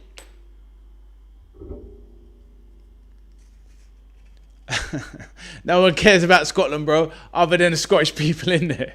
But now, to be fair, I've got a couple of Scottish subscribers. Really good people as well. And they're quite, and funny enough, even like, you know, following teams such, we've got a lovely guy called McLaughlin. He follows Celtic, but he's got no bad bones in him. He's not even doing none of this Rangers hate and all that. He's all about just good vibes. But that's what I've enjoyed about YouTube so far, to be fair. Like, I think it's more a reflection of me as well, because I'm not antagonistic when it comes to other football clubs. I don't really have any real hatred for other teams. So, I mean, there's other teams I don't really like, but ultimately, you know, it's all about respecting others, because at the end of the day, whether we like certain teams or not, we have to respect other, massive institutions. So I'll always have to respect an Arsenal, a Man United. You've got to respect these clubs at the end of the day. But yeah, no, man, it's all good. To be fair, if you think about it, the Scottish League last season, the Premier League, had a better title race than England. You know, went down to the last seconds. So, you know, it is what it is. Carl says, I'm sure they are lovely people, but dead league should have always allowed the Scots to join the Prem. I hear that, my bro. It would have been a fantastic and a fascinating proposition. But to be fair, yeah, the league is struggling financially. But like I said, it went down to the wire. 3 teams last season went to the absolute last weekend. And Hearts and Celtic played out that decider. Went to literally the last 10 seconds. So, you know, that was definitely a more exciting title race than we had in England. Peter says to Carl, good idea that. You know, do you know what I mean? Obviously, they talked about it for years, didn't they? Like, Celtic and Rangers wanted to come in. I mean, to be fair, it would have meant the death of the Scots Prem, to be honest. But there was even trying to float the idea that instead of them two coming into the Premier League, they'd enter them in the Championship. But obviously, eventually, Celtic and Rangers would get promoted, and then they would start eating into the Premier League money. To be fair, you'd think that if Celtic and Rangers came into the Premier League, once they got established here, they would really eventually they'd get into the top 4, and it would be actually really exciting, because they would actually not dominate, but they'd have the potential to semi-dominate in a way, because they've got a fan base. They've got fan bases like no others in their own way. And if they were finishing regularly in the Champions League positions, English Premier League tax, making that money, Celtic and Rangers would be a naughty proposition, 100%.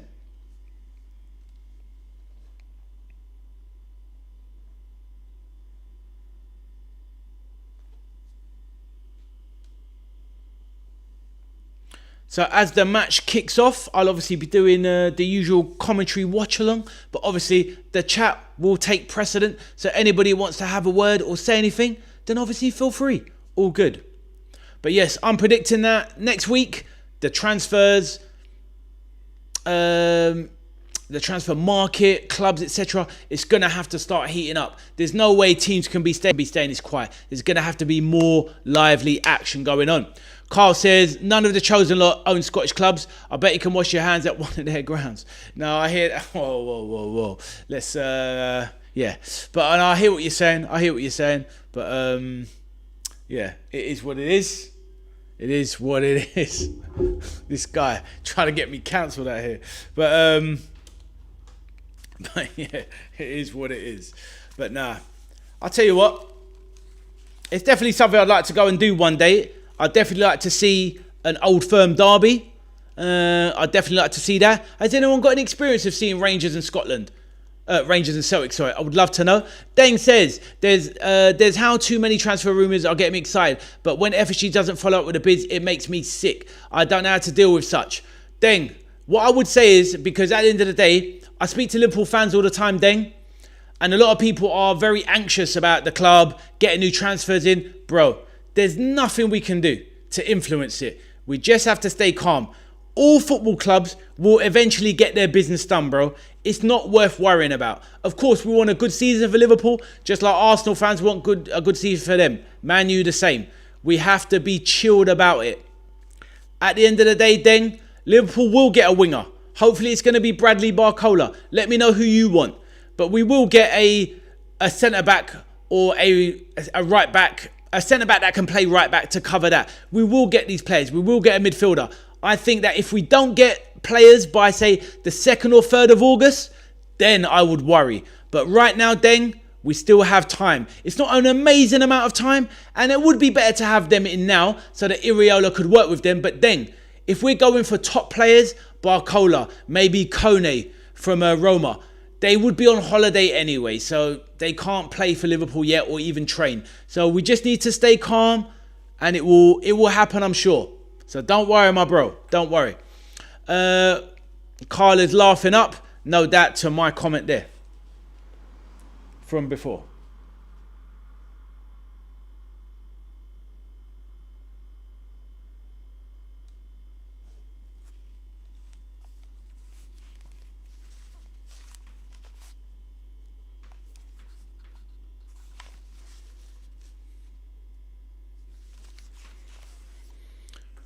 Man like Den needs to chill. World Cup has just finished, bro. Well, this is it. You know what it is. To be fair, a lot of fans, the way they're connected to the clubs and whatnot, I think it's a lot of the time it's Deng. I don't know how old you are or if you don't mind sharing, but sometimes a lot of the time it's younger fans that maybe not more impatient, but it's just that less life experience and whatnot. It's like Carl, myself and you, we've been around the block a long time. Myself longer than you, as you love to remind me. But ultimately, when you've watched like 40 plus years of Premier League or Division 1 or whatever, you're just used to the transfer market and things can blow up any minute. And at the end of the day, the teams will get who they need in the end.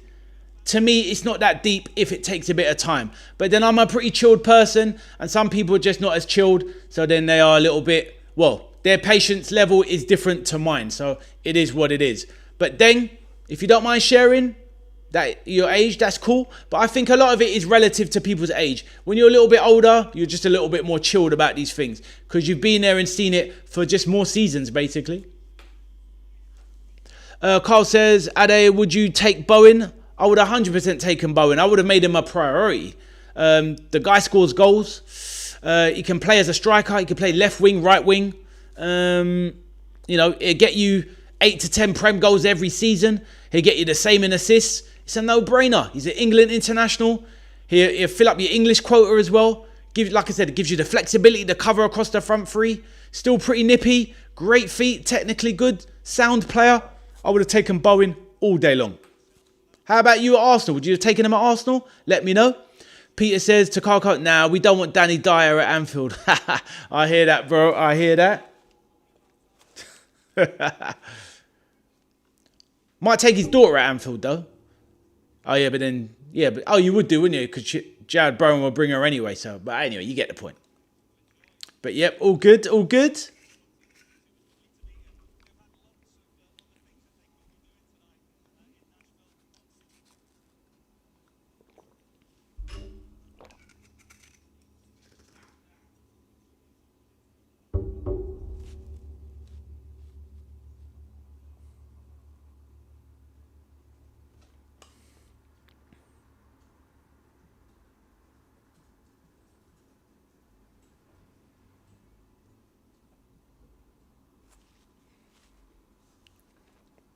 Danny Dyer and Gerrard squaring up. Who's your money on, Peter? Who is your money on?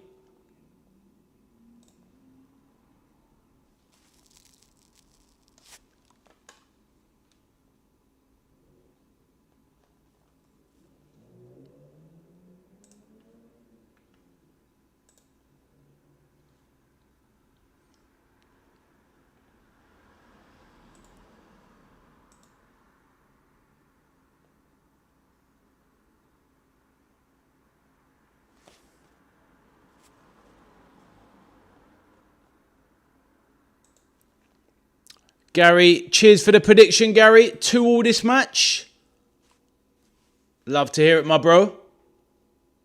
Obviously, Gary, let us know your thoughts on the Bruno G situation. I think you actually, Gary, I remember you the other day. You said that you were happy with Arsenal getting Bruno Guimaraes. So, yeah, I'm pretty sure that was yourself, Gary, that said it. You said bring on Bruno G, I think I recall. So, yeah, you probably will get your man because Arsenal, they pulled themselves out of the Morgan Rogers race, which made a lot of sense. Because the price started to get very silly there. But I'm pretty sure you wanted Bruno G.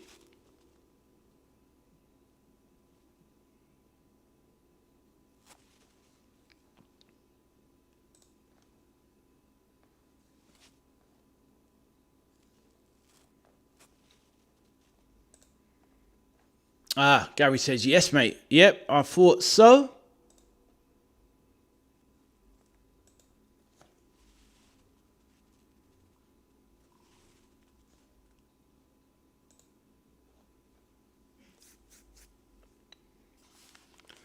Peter, my man, is this one on the radio or are you just going to follow along with the channel? Let me know, Peter. Carl says, Ade, who do you want Liverpool to sign? Myself personally, Carl, what I want is, I want Manu Kone, central midfield. It looks like he's going Man United apparently. I can't believe Liverpool aren't opting for that.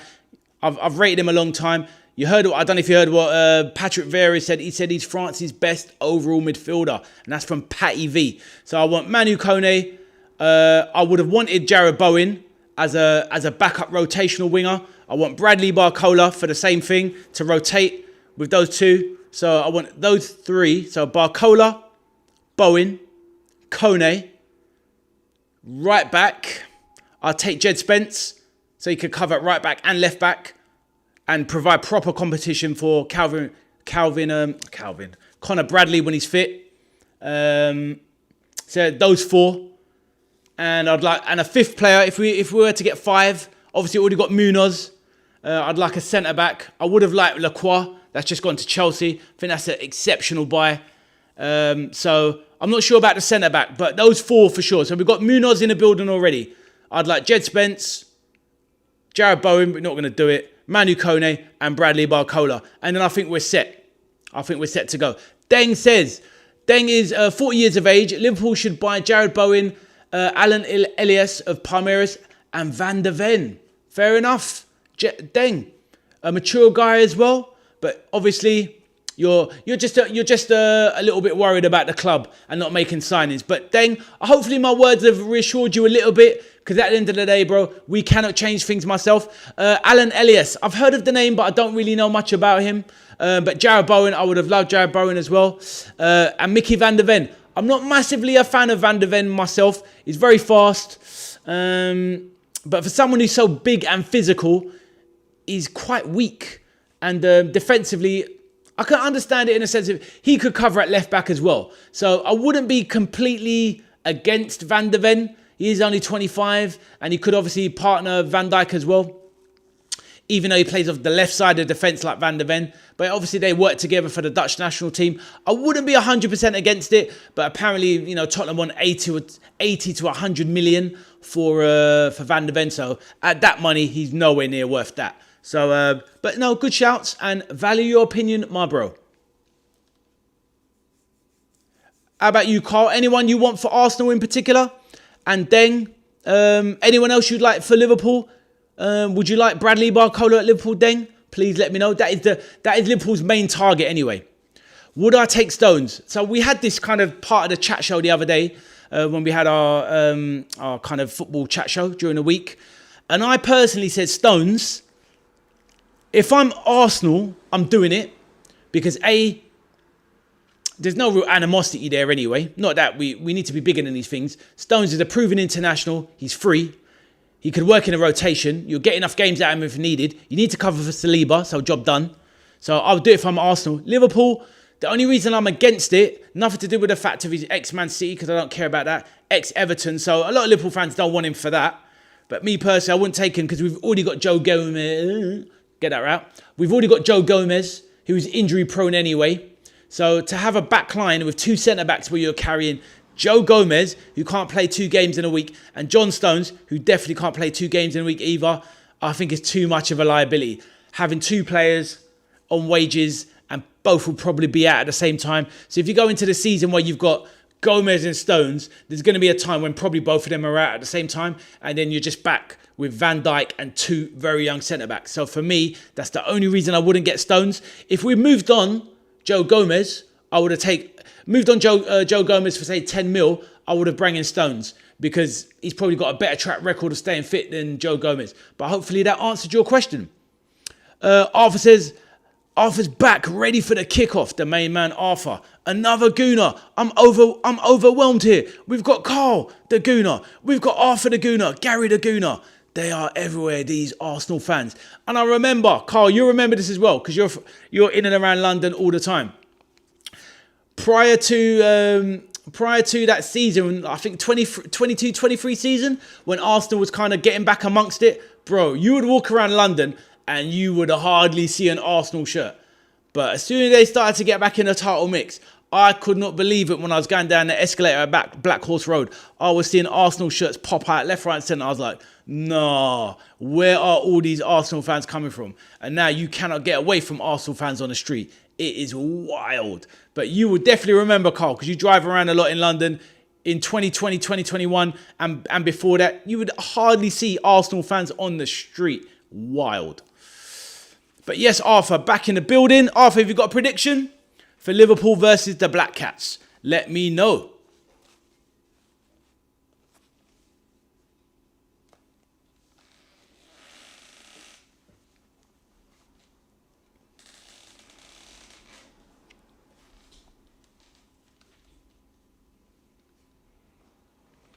Dane says, yes for John Stones, but Barcola, no. You'd rather go for Ryan. Fair enough. A lot of Liverpool fans want Ryan. I'll be real, Dane. I'm not massively convinced on Ryan yet.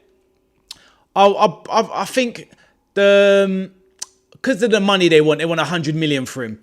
He's had 15 Prem games.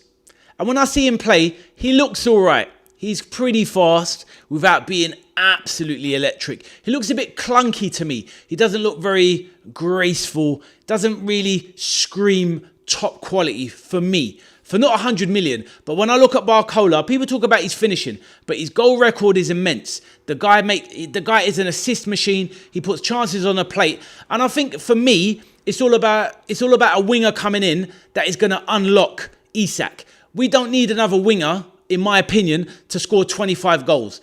If a winger comes in and scores you 10, 15, like Saka, job done. That's all you need. But if your winger comes in like Barcola, scores 12 in the Prem, and assists Isak 15 times, I'd rather have that. So, me personally, I think Barcola's a better player, more experienced.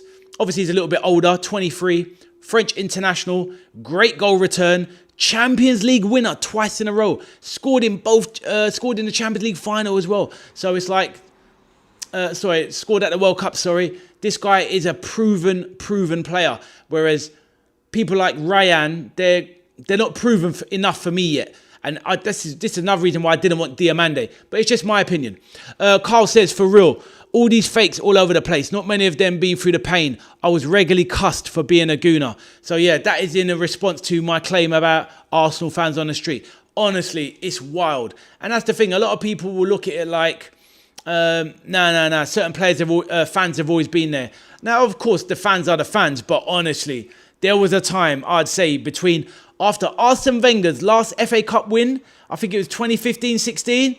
So from about 2018 to 2022, you would not see hardly any Arsenal fans' shirts on the streets. It was obviously on match day, yeah, in and around the Emirates you would. But walking around the city, you did not see that many Arsenal fans on the street. I promise you that.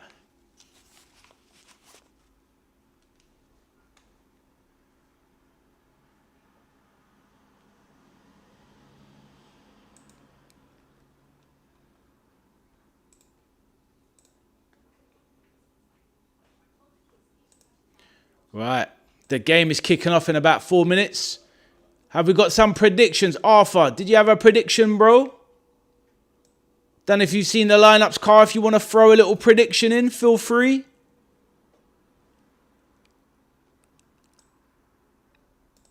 Sunderland team is pretty strong, to be fair.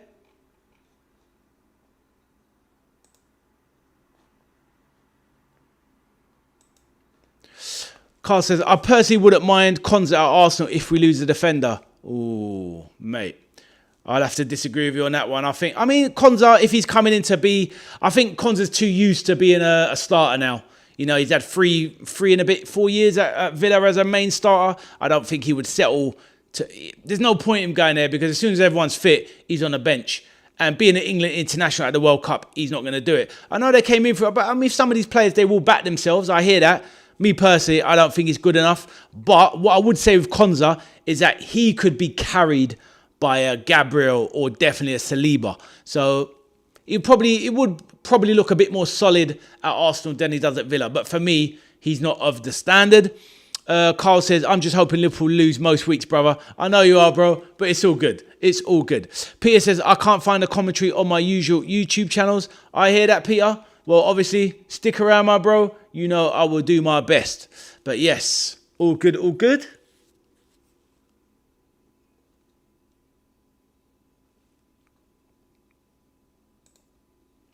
Well, we are nearly underway with the game from GEODIS Park, Nashville, Tennessee. Looking like warm conditions out there. And the Sunderland team is pretty tasty. The Sunderland team is more or less their first team. So Liverpool will definitely have a lot to... Liverpool will have definitely a big task on their hands to overcome this strong Sunderland team in the pre-season. Deng says Morrison to score or assist. We love to see it. Let's hope so, my bro. Let's hope so. Deng, have you ever been over to England yourself? Have you ever visited the UK? Please let me know. Have you ever been lucky enough to come to Liverpool? Deng, if you ever want to, on my channel, obviously, hopefully you've subscribed. If you want to check out some of my videos, look, I'll show you there. There's a ticket there. Hold on a minute. Oh, it doesn't really show it there. That's the first time I went to Liverpool. There's my ticket there. The only reason I've got it there is I made a video on my channel, a little story. It's quite a funny story about my first trip to Liverpool. So when you have some time, feel free to check out my channel and you can hear the story of my first visit to Anfield, where I watched Liverpool play Middlesbrough in an amazing but super boring 0-0 game. It was horrific. Drove 4.5 hours to Liverpool. Couldn't get in the stadium. Anyway, watch the video. It's a good laugh. It's a good story. Feel free to check it out.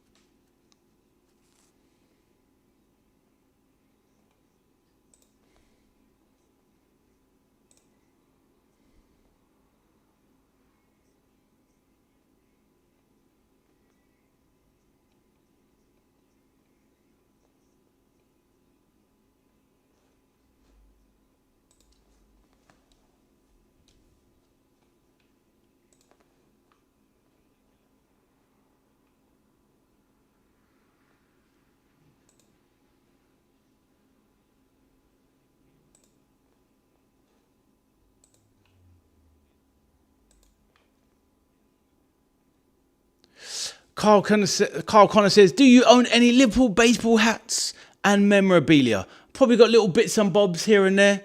No Liverpool hats, my bro. Just, you know, the odd shirt here and there. Do you know what I mean? But yeah.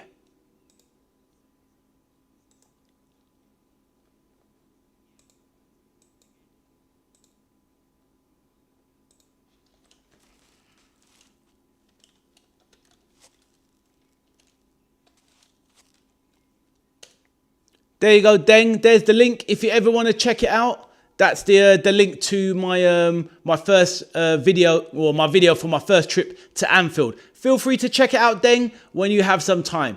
Hopefully you enjoy the story.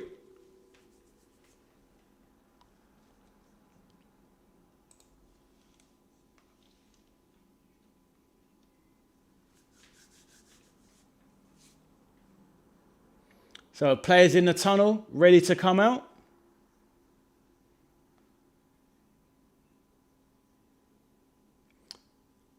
Bit of a weird clash of kits today. Sunderland playing in their away pink and black kit.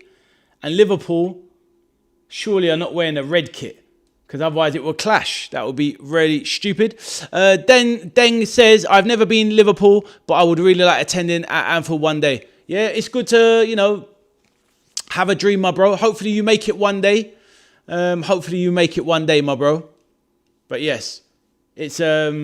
yeah, it's a fantastic stadium, and I'm sure you'll have a fantastic time. Hey, DHRXV32. DH, who do you support, my bro? Please let me know. Hopefully you're a Liverpool fan, but you never know. I've had a few Sunderland fans in the chat today. DH, let us know where you're from, my bro. And who you support. Carl Connor says, stupid, makes sense they are in the USA. Well, this is it, you know. Yeah, I'm not sure what... I'm waiting for the Liverpool team to come out. But surely the Liverpool boys can't be wearing all red and Sunderland are wearing pink and black. That will be a nightmare to look at on the screen. But we shall see. Yes, DH, newcomer in the chat. Let us know who you support, bro. DH says, bro, both teams to score, Liverpool to win. I hear that, DH. Are you a Reds fan yourself? And where in the world are you from? If you're from the UK, let me know. Or wherever you're from, let me know. But welcome. My name is Ade. This is my channel. Lovely people in the chat. Mate, friends, enjoy the watch along if you wish. It'd be lovely to have you here. I think both teams will score. You've seen the lineups, and are you watching the game live yourself? Let me know, bro. Feel free to stick around in the chat and share your passion for the game. But yes, so Liverpool are wearing their all new red kit and Sunderland are wearing a pink and black kit. It makes no sense. DH says, I'm from the UK, bro. I put a bet in, a bet in and Liverpool to win. I hit it, my bro. And are you a Liverpool fan or are you just a football fan in general? Please let me know, my bro. I can't get over that, you know, they're wearing similar colour kits. It just doesn't make any sense. I suppose, I mean, obviously you can see the contrast, but when players are moving around and running around, red and pink is definitely going to blur in your eyesight at certain points. Especially when you see how fast footballers are on a pitch in, you know, modern times. The game moves so fast. Yeah, crazy, crazy stuff. Joe Gomez is the captain.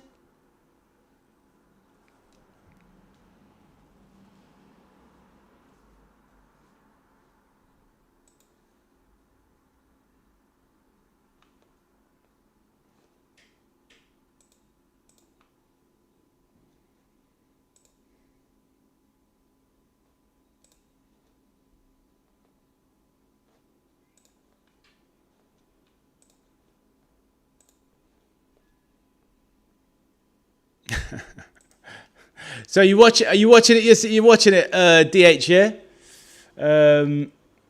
Yeah, that makes no sense to me, really. But hey, I guess we'll see how it pans out. Maybe it's not the worst thing in the world, but it's just a bit odd, isn't it? If you're seeing teams wearing colours close to the same, you know what I mean? It's like you don't get a team wearing red one side and the other team wears red and white stripes. So pink and black, strange one. Carl says, you would have thought the American public would be sick of football by now.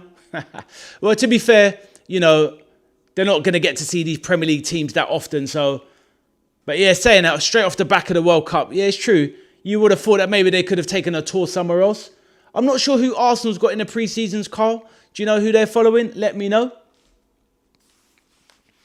And could I please remind everybody in the chat, if they haven't done already, please do smash that like button on the stream. It helps the channel. And please do consider subscribing and helping your boy on his journey. Thank you.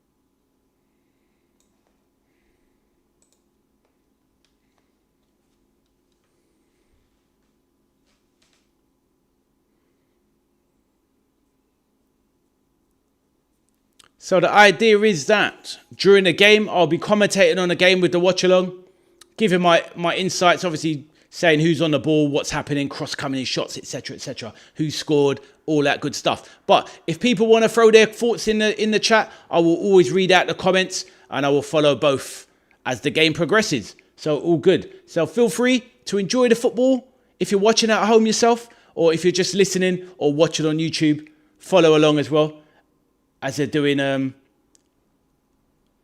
respectful moment, a minute's applause for the late, great Kevin Keegan, an absolute icon.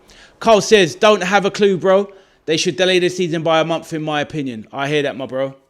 I hear what you're saying.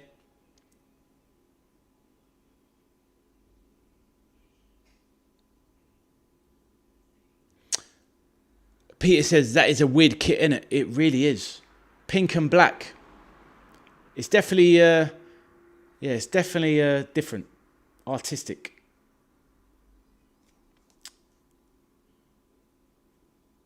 A lovely observed minute silence there for the late King Kevin Keegan, absolute icon of the game. One of the rare players to win a Ballon d'Or with 2 different clubs. Absolute legend of the game, of the British game. English football's first real global superstar.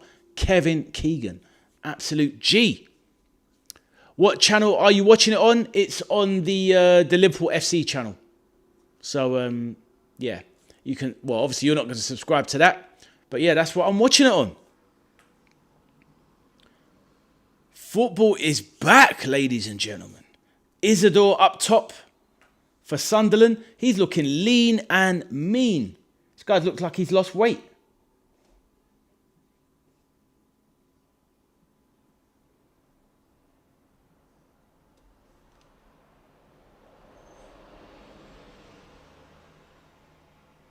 Oh, honestly, looking at the screen, seeing red and the pink there, honestly, it looks so off.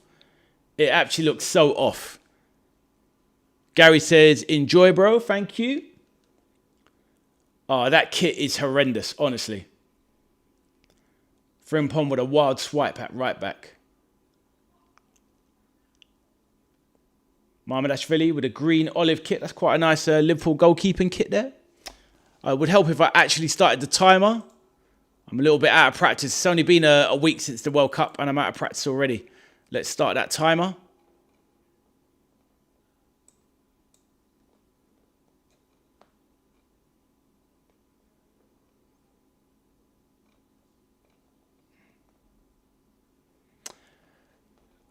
Where is it? Countdown. Need to count up.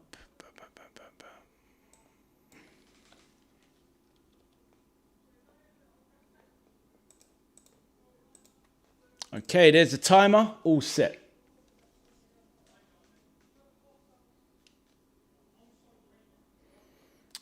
Good to see Tsimikas back playing left back. People, I think, losing their minds as Liverpool fans over the fact that Kostas Tsimikas is back from Roma. He's very good for Liverpool in the title-winning season. Okay, he's not as good as Andy Robertson, but he is younger. Right, ball into the... Surely that's offside for Sunderland already. Ball across goal. Dangerous play from Sunderland there. Already cut through Liverpool's defence already. But yeah, I'm not too disappointed to see Kostas Tsimikas back. I think people have made too much of it. Isidore was offside there. as he burst through the box with pure pace. Njai cleared the ball. Nice to see the youngster there.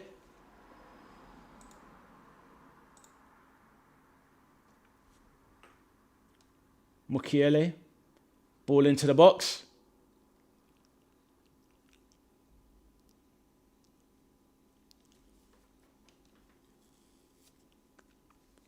Sunderland started well really here. Iriola off his bench. Looking pensive already. Not sure about the lineup. It's a pretty weak lineup from Liverpool, I thought. Definitely in comparison to Sunderland's, that's for sure. The Sunderland manager didn't get the memo, that is for sure.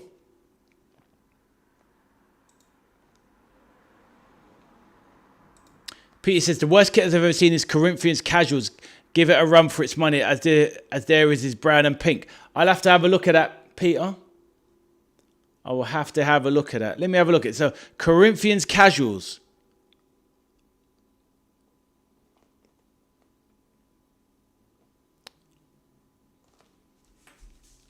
Mukiele into the box. Mabadashvili gathers it up.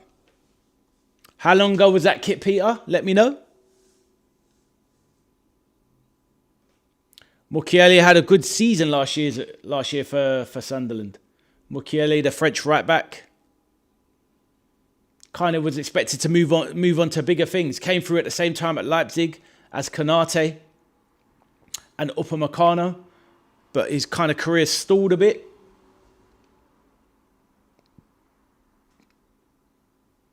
Njai from Senegal, we were talking about earlier. Duckington was in the chat earlier, said he was from France.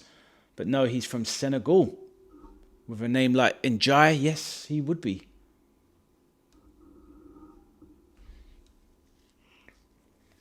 So, Sunderland have Liverpool penned in here. Struggling to break out.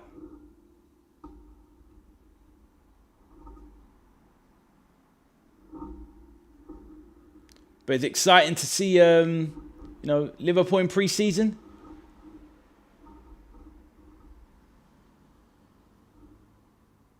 Njai, the centre-back, he's absolutely massive.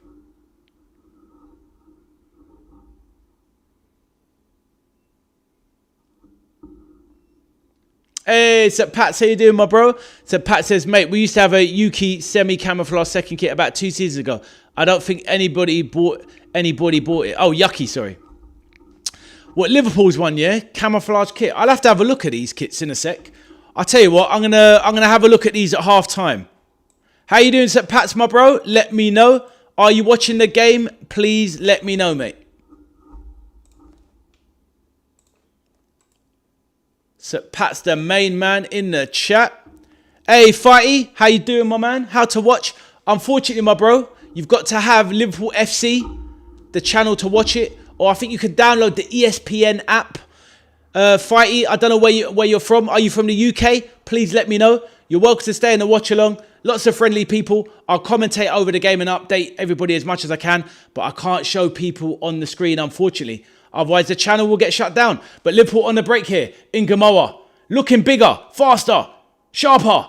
Few step overs, cuts inside, as Ngamoa does. Chops back, left, right. I'll read out the St. Pat's comment in a minute. Simicas, lovely 1-2 there with himself. Goes through, but fouls Mukiele. Fighty says, thank you, man. No problem, my bro. Where are you from, Fighty? Please let us know. How is the team playing? Not bad so far. Are you a Liverpool fan? I mean, Liverpool, they're just about containing Sunderland. But the thing is, Fighty, Sunderland have got a very strong team. About 8 of their first 11 is their first Premier League 11. Whereas Liverpool have a very, very kind of weak team in comparison. Szoboszlai on the bench. And obviously, as you know, a lot of our Liverpool's main players are recovering from the World Cup. So it's not the strongest team. If you have a look at I'll put it here. Look, this is the starting lineup.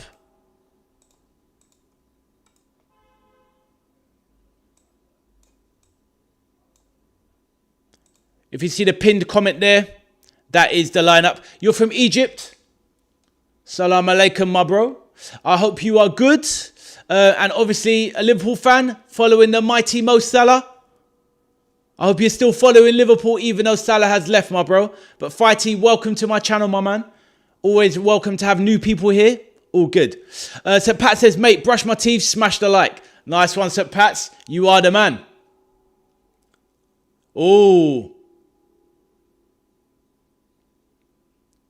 Fighty says, of course, Liverpool FC. I hear that, my bro. Tell me something.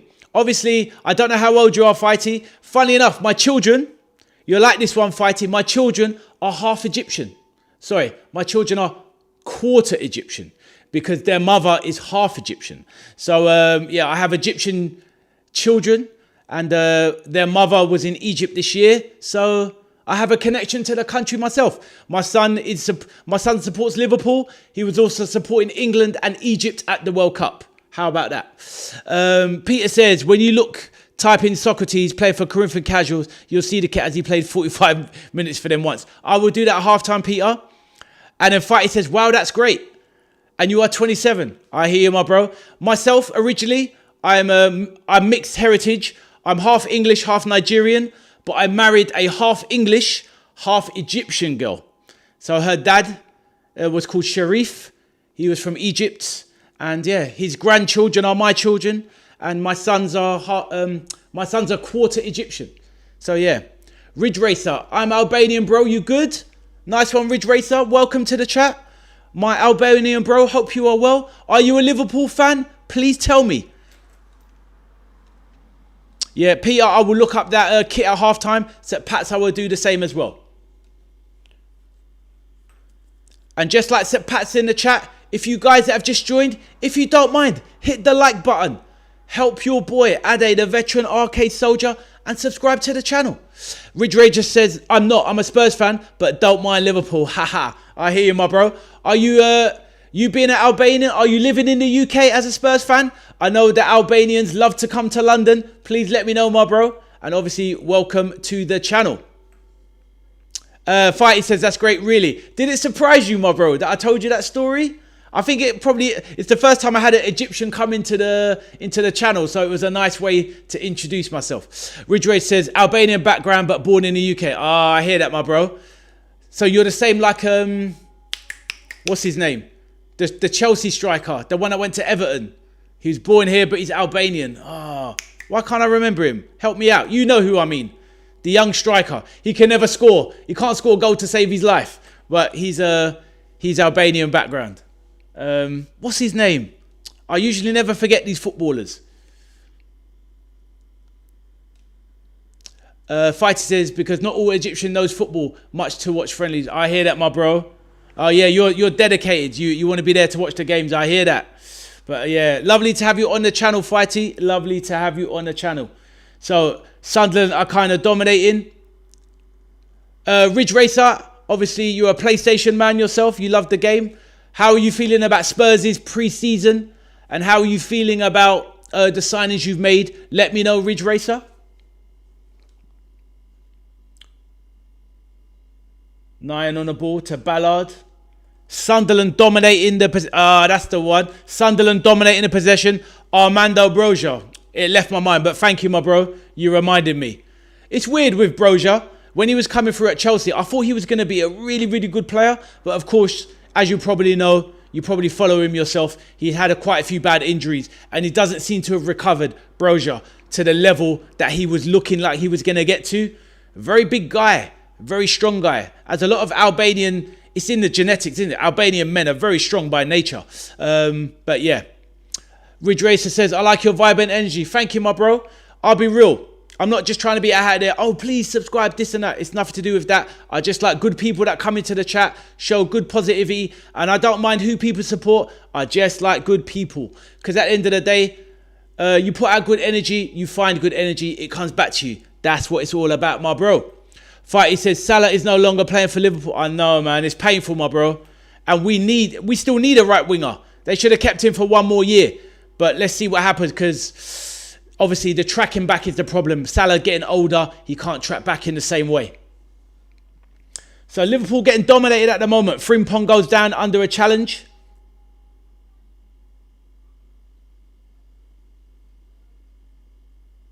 But yeah, the young winger Mundo from Sunderland was clumsy there, knocked over Frimpong in the tackle. But Liverpool are pressed in. They cannot get out. Liverpool playing a friendly right now. Yes, my bro. Yes, they are. They're playing Sunderland in America. It's the first game of their pre-season tour. They're also going to be playing Leeds and Wrexham. But this is the first game they're playing. So a little bit of a weak team from Liverpool. Even Sobbers lies on the bench. No Wirtz, no Isak. None of these top guys. And no more Salah, as Fighty says. But Liverpool on the attack now. Morrison in the box. Dang, and there's Morrison with the goal. He slots it in on the first attack. And oh my days, earlier on, Deng was in the channel and he said Morrison would score. A great cutback off the right-hand side, off the wing. Chops into the box, onto his left foot and slots it into the bottom corner. Lovely start from Liverpool FC. Let's go.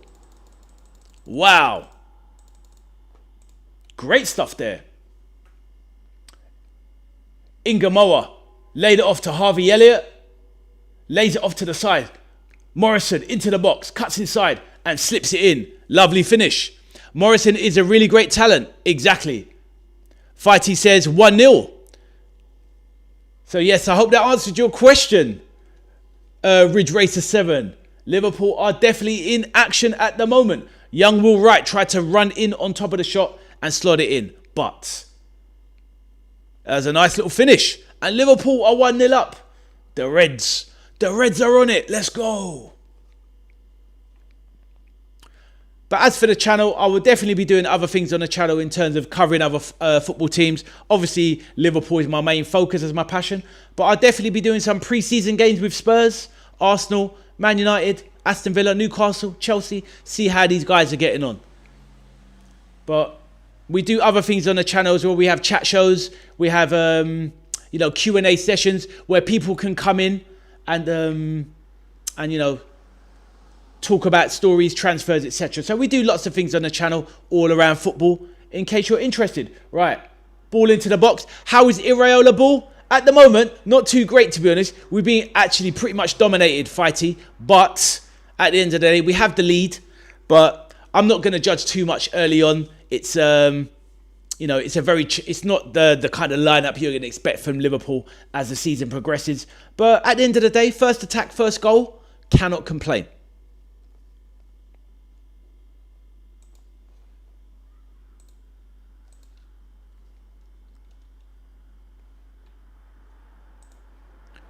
But yes, guys, thank you. Yeah, exactly. Don't judge. Exactly, my bro. Ridge Race says, you in London? I'm in Enfield. Oh, wicked, my bro. I know Enfield very well. I'm no longer in Enfield. I'm born and bred in Enfield. I'm born and bred in London, Ridge Racer. I'm born in Hackney, Stoke Newington. I lived basically all of my early life there. I moved to Camden, where I started to have my family. I lived in Hampstead. Believe me, not the rich part of Hampstead. I used to drive through Belsize Park in my crappy BMW. But then I moved from Camden to Haringey. Then I lived in Black Horse Road where I bought my place, bought my flat. But now I don't live in London anymore. I live in Bedfordshire now, just a little bit outside London. But I'm in London loads, for normal life, work, commitments, etc. So that is a little bit of my story, my bro. But as you can hear the accent, definitely London born and bred. Worked all over London. So yeah, all good. Enfield Town, yeah? I hear you, my bro. Just about London. Greater London, Enfield. Fighty says he needs time and wait for his full squad. Exactly, Fighty. So let's just see. Now, Sunderland have a free kick, a dangerous one on the edge of the box, right-hand side, about 22 yards out. But very right-sided. Ashvili, let's hopefully he gets his wall lined up correctly. Only 2 in the wall, though. Fighty says, must know all about the car meets then. I don't, my man. What's that? Enfield, right? I kind of heard of them vaguely. But probably my friend used to do a lot of this stuff. Right. St. Pat's, Ndukwe, he's some unit. Mate, he's only 18 and project hasn't stopped growing yet. I was talking about this before. He's absolutely massive. And so is Njai at centre-back as well. But yeah, exactly. Fighters, I think Hughes really messed up letting him go. I think so. I think it was a club decision, Fighty. They wanted to get that wage bill off. They wanted to get him off the wage bill, and it's a difficult one. Don't get me wrong. I love Salah. I didn't like the statement when he kind of made it public. I didn't like that because you should always kind of respect the club first. I understood why he did it though. He was frustrated, but yeah, we haven't replaced him, and it's sad. But nothing lasts forever, Fighty. Sadly. Let me see there. I really miss Kelleher. I hear that, my man. I would rather have Kelleher over Mamardashvili. I went early on Mamardashvili. I don't think he's going to be good enough, in my opinion. That's just my opinion. I hope I'm wrong, but I don't think Mamardashvili is going to be good enough.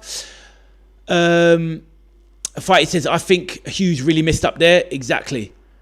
Oh, and you are talking about Kelleher. Yes, that's right. Yeah, Ridge Racer. Is that what you're all about? The car meets, yeah? You're meant to be not sticking to the streets. You're meant to be sticking to the PlayStation, bro. Maybe GTA at worst. Ridge Racer as well. But car meets in real life in Enfield? No, my bro. You need to be careful. Right, ball down. The right-hand side. Kieran Morrison trying to chase. Didn't have the pace to get away from Reynaldo.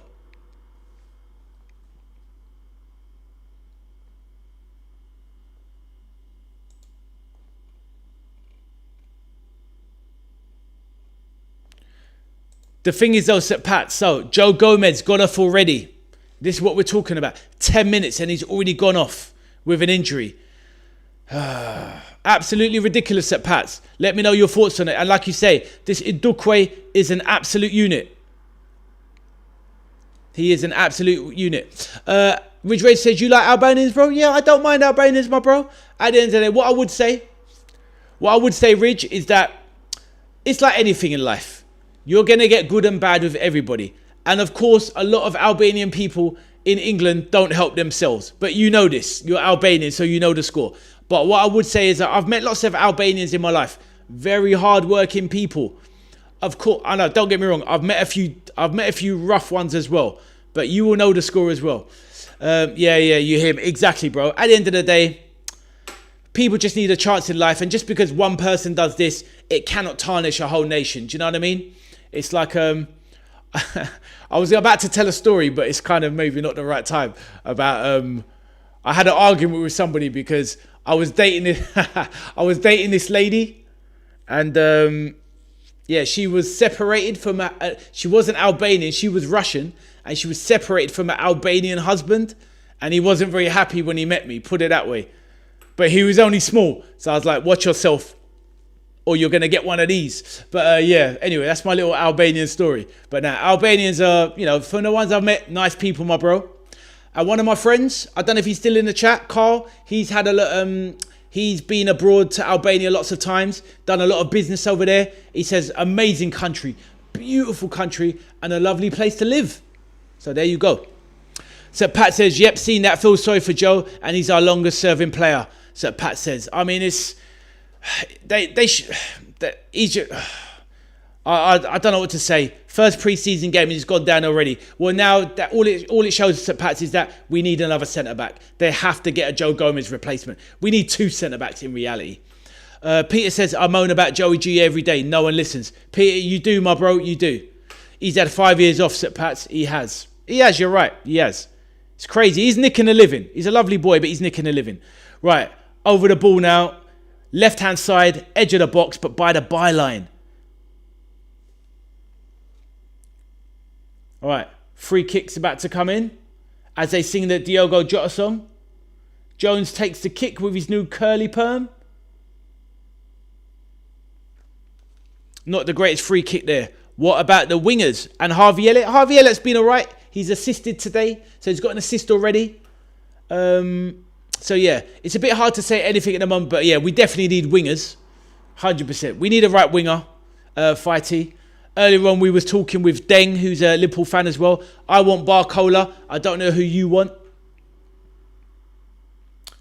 But like I said, feel free, anybody, get anything you want in the chat. Joey G's hamstrings. Liverpool players, Tottenham players. We can talk about it all. Just keep it going in the chat. It's all good. So Pat says, Ade, how much do you reckon we'll have to spend to get a... What, my bro? I want Barcola, but it won't happen. Fighty, I'm hoping it will happen. I think... Oh, to get a full compliment. I'll answer in a minute, Fighty. I think Liverpool, from best guesses, they're surely going to have at least 150... 150 mil for transfer, 150 to 200 million transfer budget, and then maybe with sales on top a bit more. So I don't think it's going to be anything crazy to Pats like last year, but I think definitely 150. So if we spend 100 on Barcola, then obviously there's going to be a few player sales as well to get the job done. So yeah, we're probably going to have to at least spend 200 million transfer budget, but we need at least 4. We need 4 or 5 more in the door, most definitely. Fighty says, I want Barcola, but it won't happen because Real Madrid will buy Diamande. Yeah, that's the new shock one, hasn't it? It came out of the blue yesterday. Diamande in talks with Real Madrid, and they're talking face to face with the clubs now, with Leipzig. So to be honest with you, I didn't really want Diamande anyway. But I think Barcola, I think we might get him, you know. I think Liverpool, they can't fail. They failed with Diamande once. They can't afford to fail twice. I think they will get him. I'm hoping so anyway. Let us see. Arthur says, who even is Morrison? Is he your new Salah, but from Morrison's? Arthur, you joker. He's one of the promising academy players. He's been talked up a lot. Nice 1-2 there with Burnley. Good through ball for Isidore, that would have been. But a foul in the build-up, Isidore would have been in. But Morrison got the goal. Nice little tidy finish. And yeah.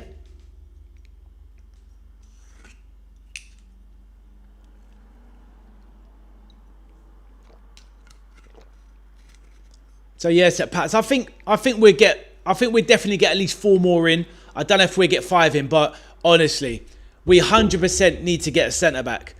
In some ways, people saying the right winger is the priority, and it probably is. But honestly, I feel Liverpool got so much work to do. Midfielder, they could get away with not getting a midfielder, but they do need a holding midfielder. But centre back and right wing are the priorities, or a multifunctional right winger that can play across all. They have to get that done. I'm quite hopeful for Trey Naoni this season. I don't know what you think, Fighty, about Trey Naoni. So Pats, I think he could be the big wild card this season. He could carry a lot of the positions. I don't know what you think of that, Peter, as well. Liverpool fans in the chat. But yes, I think Trey Naoni could be big for Liverpool this season. Arthur says, a lot of new people today. Exactly, Arthur. We love to see it. Fighty says, we need centre-backs. Exactly, Fighty. Plural. We need 2 centre-backs. Joe Gomez, he was always going to go down. If he can't last 10 minutes in a friendly, that tells you we'll get 10 games out of him in the Prem all season. It's not good enough. They should have moved him on. Fighty says, I think we need right wing, but the centre-back is really the priority. This is what I mean. Exactly. They're definitely up there, both massive priorities. But hopefully we get Barcola. If we're worrying about money, let's try and get a centre-back, a right-sided centre-back that can play right-back as well. So it covers all of the options until Bradley comes back. And then hopefully Bradley stays fit and isn't the new Joe Gomez. We shall see. Arthur says, close to the big 200. Yes, Arthur, getting there, my bro. 100%. And also, just to say, we will see how it goes. I will come to your comment in a second, Fighty. Yeah, I think I'm going to try and do a nice giveaway for the channel for all the support on the 250 mark. So once we get to the 250 mark, oh, that's a bad challenge. In Jai, that's got to be a yellow, surely. Young, lanky player. That was a poor challenge there. Poor challenge from Brown. Right, Fighty says, I think about Stefan Bajcetic.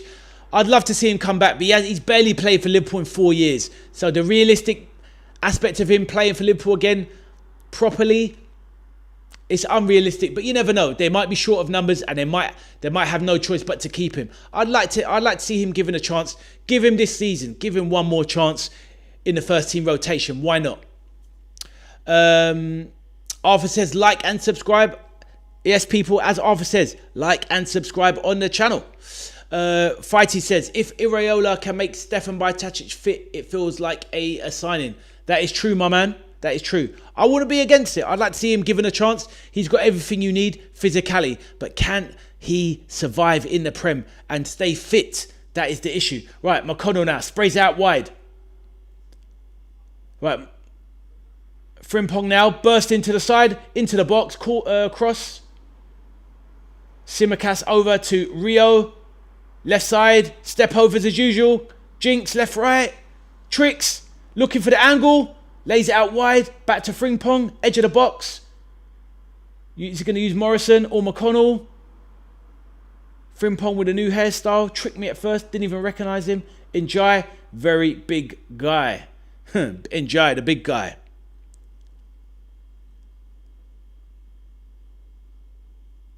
Jones. Ball turned. All right, they're breaking forward Sunderland. 2-on-2. Oh, what a strike. Wow, what a goal. Wow, what a goal that is. Jeez. Absolutely smashed it in. Enzo Lefebvre. Lovely strike. Sunderland scores. Oh, so yeah, you're ahead of me, so you saw that. Let me change that. What a strike that was. Wow. Good break from Sunderland, to be fair. Philip says, you've got at least one new subscriber from this stream, Vaz. Thank you, Philip. Really appreciate it, my bro. Really appreciate it. Thank you. Oh, wow. He absolutely smashed that in. Enzo Lefebvre. They all stood off for him. Too easy for quality players like that. Marmadashvili, full stretch dive. Got nowhere near it. Fighty says, you're a really great streamer and best Liverpool fan. Thank you, my bro. Thank you very much. Really appreciate it, Fighty. Arthur says, he will make it 300. Thank you, my bro. Arthur says, Ade, change his mind or when to do a giveaway when he's on 240. He will make it 300. Arthur, you scallywag. Now, I would definitely do it at 250 because it is a nice milestone number. 500 is a big thing for the channel. Obviously, anything's a big thing for the channel. But, you know, once I get to 200, it will be a great achievement. But 250 will be halfway to the priority target, which is to get to 500. So that is the plan. And I will definitely do a giveaway and contact all of the channel members beforehand. And we can get a little giveaway going, you know, as a little reward. Why not? So, yes, thank you for your kind words once again, Philip. And thank you, Fighty, as well. So, it's 1-1, 29th minute. Harvey Elliott on the ball now, turning. What does everyone think of this kit? Not a big fan of this Liverpool kit. I see what they tried to do with the whole retro look, but it just doesn't come off for me. Fighty says we really need centre-backs. We really do, bro. Because these two young ones, they're not going to be it as the season goes by. At the moment, the two centre-backs on the pitch have a combined age of 36. Too inexperienced. I don't know why till now we don't sign a centre-back. It's a difficult one. I would have liked Lacroix myself. Natasha's hi, Joshua won with a knockout round 2. Wow. They did say he was going to steamroller this guy. Fair enough. Was it a good knockout? Did he look devastating, Natasha? Or was it just over too quickly? But yeah, thank you for the boxing update, Natasha. I was going to try and have a sneaky look, but I was trying to concentrate on the game. And obviously it's 1-1 in the Liverpool game. Liverpool have just been pegged back. Sunderland have definitely deserved their equaliser. That is to be fair. Fighty says they can't compete in Prem or Champions League with that defence. 100%.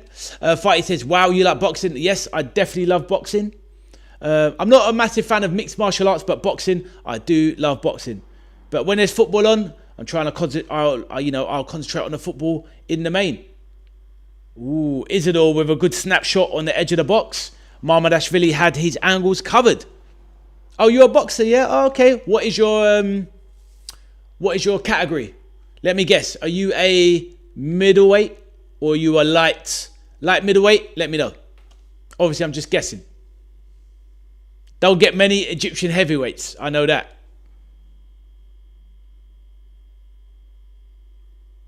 Natasha's, yes, Moses Atoma will be the next heavyweight.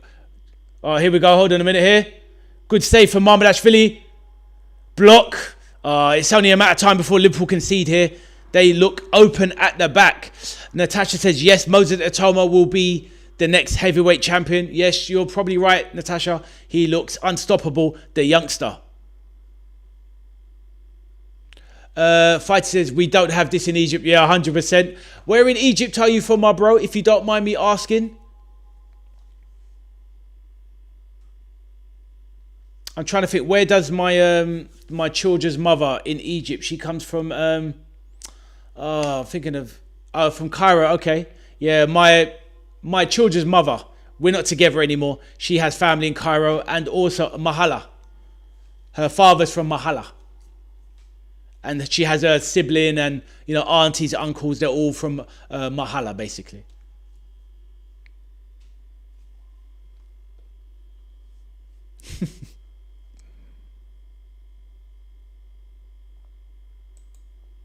Yeah, fair enough, bro. Fair enough, yeah. So, yes, big Egyptian connections with Liverpool, with Salah. And obviously in my family, like I said, we have my children have Egyptian blood in their veins. Right, Ingamoa in the box does a bit too much. Probably should have cut back on his right. He came in at the angle of the box on the left-hand side, tried to jink left and right. Probably should have went right and went for the shot. But he tried to go left and he messed it up.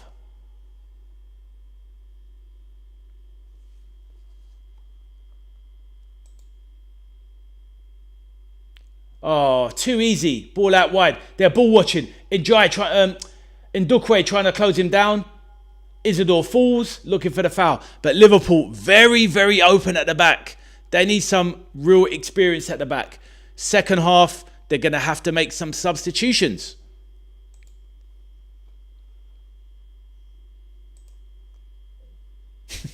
Exactly, my man. Mo Salah, the legend.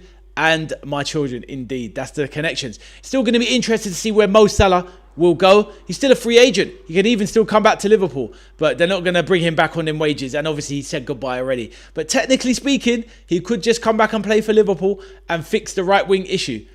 But would Iraola want an older player back in his ranks? Probably not. He would go to Besiktas. That's what it's looking like. I'm quite surprised going to Turkey already. But I think Mo Salah's a very, very clever man. He'll probably go to Turkey for 2 seasons.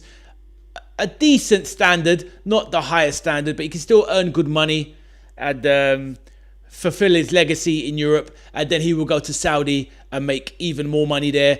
And probably one day he'll go back to Egypt and he'll probably do amazing things there, like Sadio Mane did for Senegal, building 2 hospitals and stuff like that. I'm sure Salah, with, you know, he's so loved in Egypt, he'll probably go and do some amazing things back home in Egypt. He probably already has done amazing things in Egypt already. Fighters, I really wanted him to go to PSG or any team in Europe.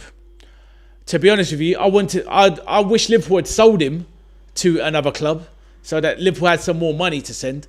But it's a shame how it ended. It obviously ended in difficulty. I think the club betrayed him, to be honest. I think the senior executives at the club betrayed him, sadly. But it is what it is. It is what it is. Right, Ronaldo on the ball. Sunderland have too much experience for this Liverpool side.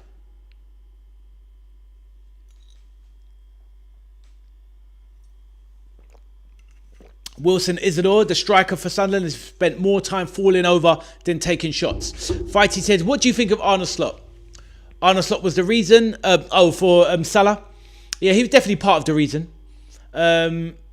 Personally, towards the end, I very much disliked Arne Slot. I wanted him gone. Personally, I didn't turn on him straight away. I was prepared to give him a bit more time. But it was around December, I had enough. It was after the Nottingham Forest game when we lost 3-0 at home at Anfield. I said, unacceptable. And then we had the PSV Champions League defeat 4-1 at Anfield. I said, no way, he's got to go. And that was it. It was done. I couldn't even listen to it. I couldn't listen to him anymore. Here he is, the Franey Frobber, the best name on YouTube. I think Steven Gerrard and David Beckham are underrated.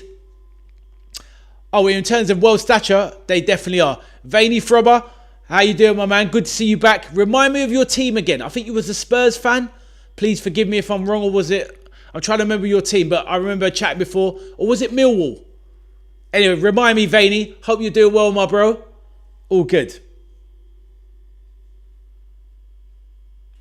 But for me, Stevie G, one of the best all-round footballers of all time. I know Peter in the chat, Liverpool fan, not a big fan on Stevie, but Stevie was my guy. Fighty says, for me, after the 4-0 defeat from City, I lost it. And he lost the fans. I hear that, my bro. I hear that. I mean, it was just a matter of time. He was losing the fans from the first defeat of the season. Legitimately underrated as players, obviously in terms of celebrity status, they are up there. Oh, you're a Liverpool fan. Okay, wicked. I hear that, my bro. I hear that.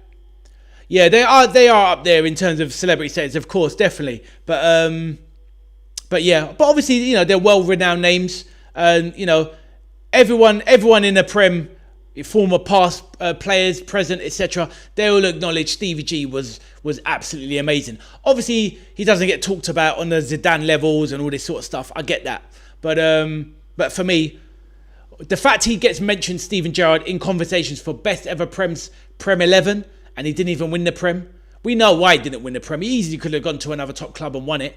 But to be mentioned, he's the only player that is mentioned in the Premier League all-time 11 and probably gets into it. And he hasn't even won it. And that kind of tells you everything. Fighty says, what about Will Smith, the striker? He's been very ineffective. He's barely had any touches from what I've seen. He's running around trying to track down, but he hasn't had any service. And he's barely touched the ball, to be fair. And that's it. Young Will Wright. Not Will Smith. Will Wright. But Veiny Frobber says, prefer the baller status compared to the athletic focus these days. For instance, Rooney is always up there and always deserves to be. This is it, Veiny. I mean, I don't know obviously how old you are. Maybe you're a more mature fan for me. This new age of football is all about the athleticism. And for me, I prefer football from the past anyway. But I think football from 2014, 15 backwards or beyond that was better times. You know, the players that were coming through between 2000 and 2015, phenomenal. But I think when you see the likes of Eden Hazard and Wayne Rooney leaving football, that was the last great era of football player. Do you know what I mean? That era there. And this modern era, it's all about the athleticism. You know, now we're celebrating the likes of Noni Madueke being an amazing athlete. And it's just like, do me a favour. These guys are barely footballers. Pat says, mate, I'm going to peg my expectations this year. I'll settle for European Cup qualification, and a decent cup run is too much for Iraola to perform miracles with the current resources. I hear that, Seth Pats, and I hear what you're saying about expectations. I'm kind of keeping mine on the same path as yours at the moment. From McConnell there, good play there with Ingamo and McConnell, good 1-2. McConnell kind of launched into the box, tried to flick one over into the middle. But yeah, it's out of play. But yeah, so Pat's, I'm the same as yours. I'm tempering expectation. I just want to see what the signings are. So I reserve judgment. But as it stands now, definitely qualify for Champions League and a good cup run. Hopefully a cup win and steady. Get your feet under the table, Iraola. Get the football back at Anfield. Get them playing good ball, and let's keep it moving that way. If they can get 2 or 3 really good signings in, Barcola, Akone, an Adam Wharton or somebody like that, as a really good centre-back that can cover as a right-back, then maybe we can think about a title push. But until we get some signings in, it's going to be impossible to judge that way, like you say. But I'm with you. Fighty says, Will Wright, I messed up. No worries, my bro. But I knew who you meant. I was thinking Will Smith. I was like, what's going on here? It's like, yeah, Men in Black. Actually, Will Smith, Men in Black. I'm going to erase that from your memory if you've seen the film. Erased. You're forgiven. Fighty says, I really think Morrison would have been great effect with us, especially being trained with Iraola. Yeah, let's see. You know, maybe he can be part of the squad going forward. Let's see if Harvey Elliott. I think Harvey Elliott was underused. We could have used him last season. He would have been good for Arne Slot, but Arne Slot, he caused a lot of problems. So I'm thankful he has gone.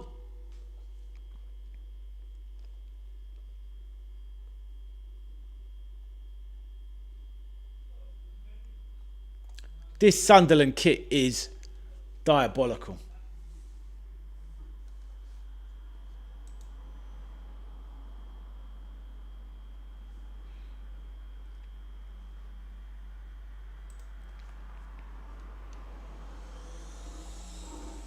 So we're having a bit of a hydration break here, a bit of an impromptu one. But yeah, a bit of a hydration break. I don't think this one will be going to the TV adverts. Fighty said Klopp once said in his last season that his mistake was not leaving Elliott to play from the start of the season. I know what you mean. Yeah, I remember that comment. He wished that he had used him more. Now, at the end of the day, is he the final answer? No, he's not. But he's a good squad player. He's a Liverpool fan. He can play centrally. If Wirtz is played in the 10, that's what I want to see. How does Iraola use Wirtz? Is he going to use him in the 10? Is he going to use him off the left like Alonso did at Leverkusen?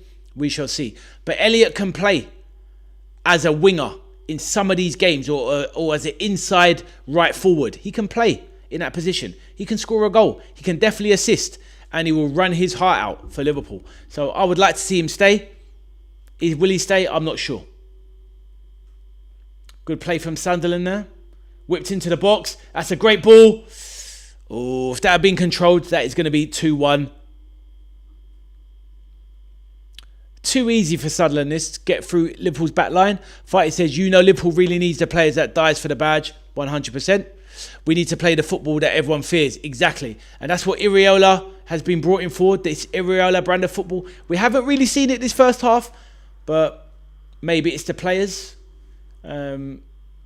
As in, because this isn't obviously Liverpool's first team. Curtis Jones on the ball, centre circle. Sunderland are pushed back in a defensive shape. But I'm looking for a big season from Trey Naoni. I'm looking for a big season.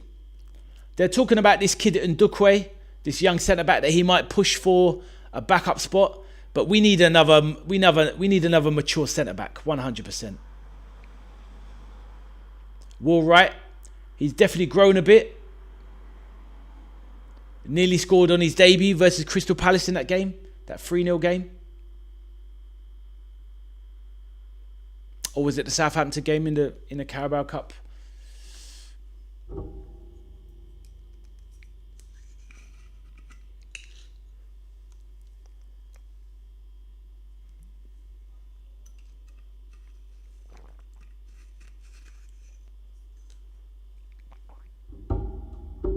So Pat says, Ade, is that a full strength Sunderland on the pitch? It is, mate, more or less.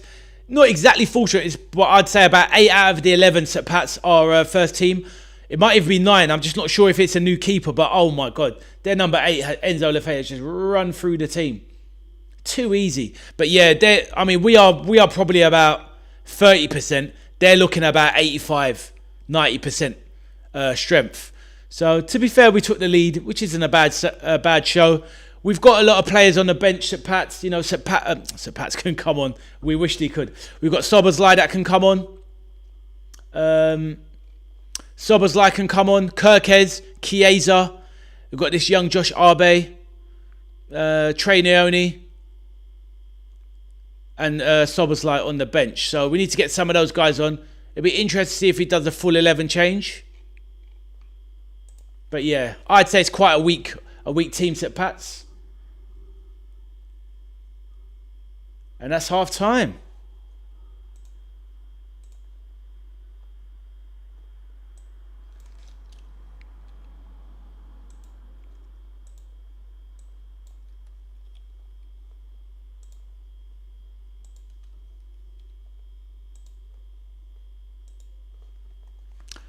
Hey, Sarah Malaburn, what is the match on TV? This is I'm doing the watch-along for Liverpool's first pre-season. Liverpool versus Sunderland. It's only on Liverpool FC's channel or ESPN if you have the app. So Sarah, who's your team? Are you a Liverpool fan? Please let us know. It actually doesn't matter who you support. All teams are welcome on my channel. Or if you're just a football fan. But yes, it's the Liverpool-Sunderland pre-season friendly watch-along. My name is Ade. This is my channel, the Veteran Arcade Soldier. Welcome. Peter says, I've just seen the last 5 mins. Not very direct, is it? A few sideways passes. This is exactly it, Peter. It has been that. And Liverpool have struggled to contain Sunderland most of the game, to be fair. If you're there, Sarah, welcome to the chat and the community. We've got a lot of different teams that support, a lot of different people in here that support different teams. It's a very friendly channel, non-toxic vibes, just good laughs, good banter. and good football gossip and stories. Welcome, like I said. Fighty said, you know that I had that Ekatike injury last year? Damn. But you recovered fully by now? Fighty, let me know. I see, obviously, it's in your name, Fighty. And you didn't tell me what weight you fight at. What is your division? What do you fight in?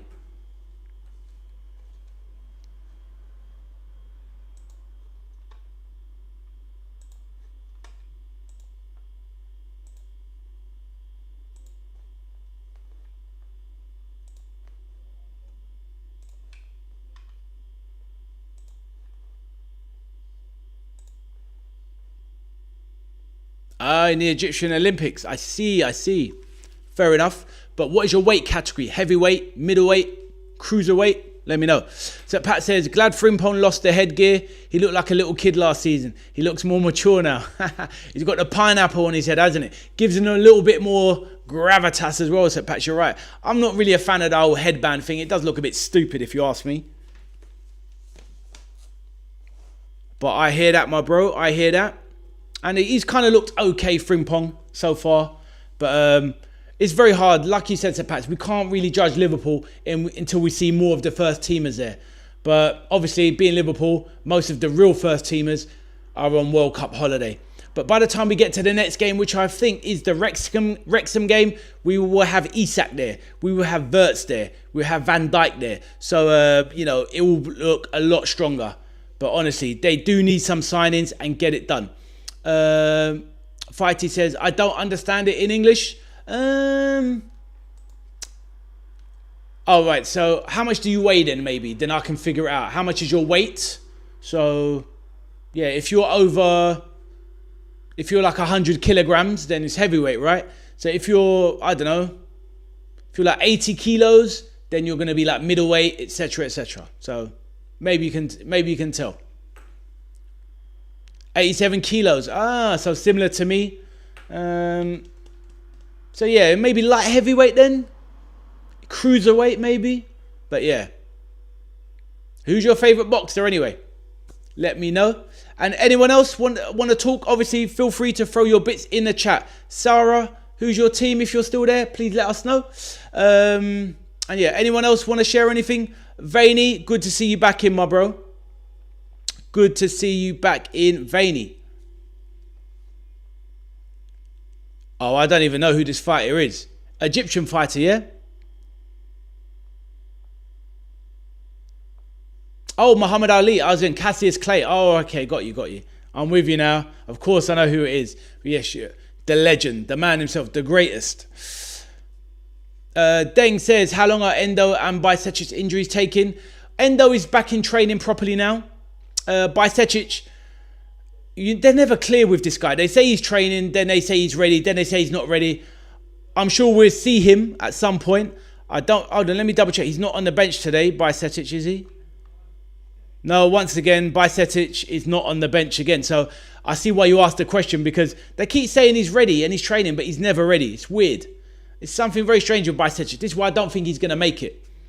DHV is, who is winning, bro? It's 1-1, my bro. It is 1-1. Both teams have scored, so you can collect that money. So yeah, it was a banger from Enzo Lefebvre to equalise, and a good shot from Kieran Morrison to put Liverpool 1-0 up. But Sunderland have mostly dominated, and Enzo Lefebvre smashed one in from 25 yards. So hopefully that answers your question. Fight says he's really great. Muhammad Ali, he was the absolute GOAT. Obviously, I never saw him live. Even I'm not that old, but I've seen obviously older fights of his, the Rumble in the Jungle as well. Peter says cruiserweight in professional boxing or heavyweight in amateur Olympic style boxing. Cheers, Peter. I was kind of thinking that myself, because I was kind of thinking about my own weight and whatnot. So yeah, if you're in and around 13 to 13 and a half, maybe a bit more, you can float in and around the cruiserweight division. But obviously it's going to be dependent on height, how much you're carrying that weight, etc. But yeah. Yeah, light, heavy or cruiserweight. Fair enough. Fair enough.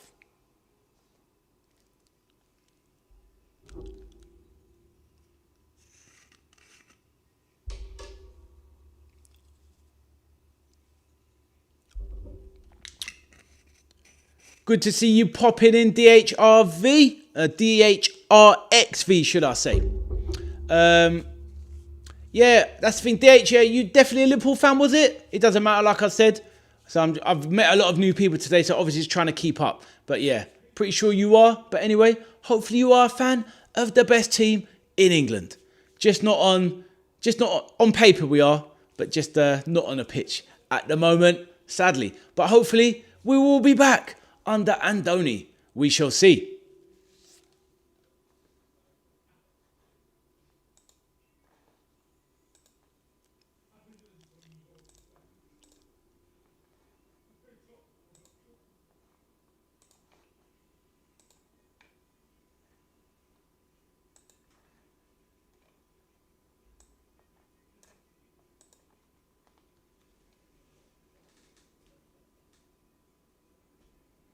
Seeing a replay again. Good goal. Really good goal.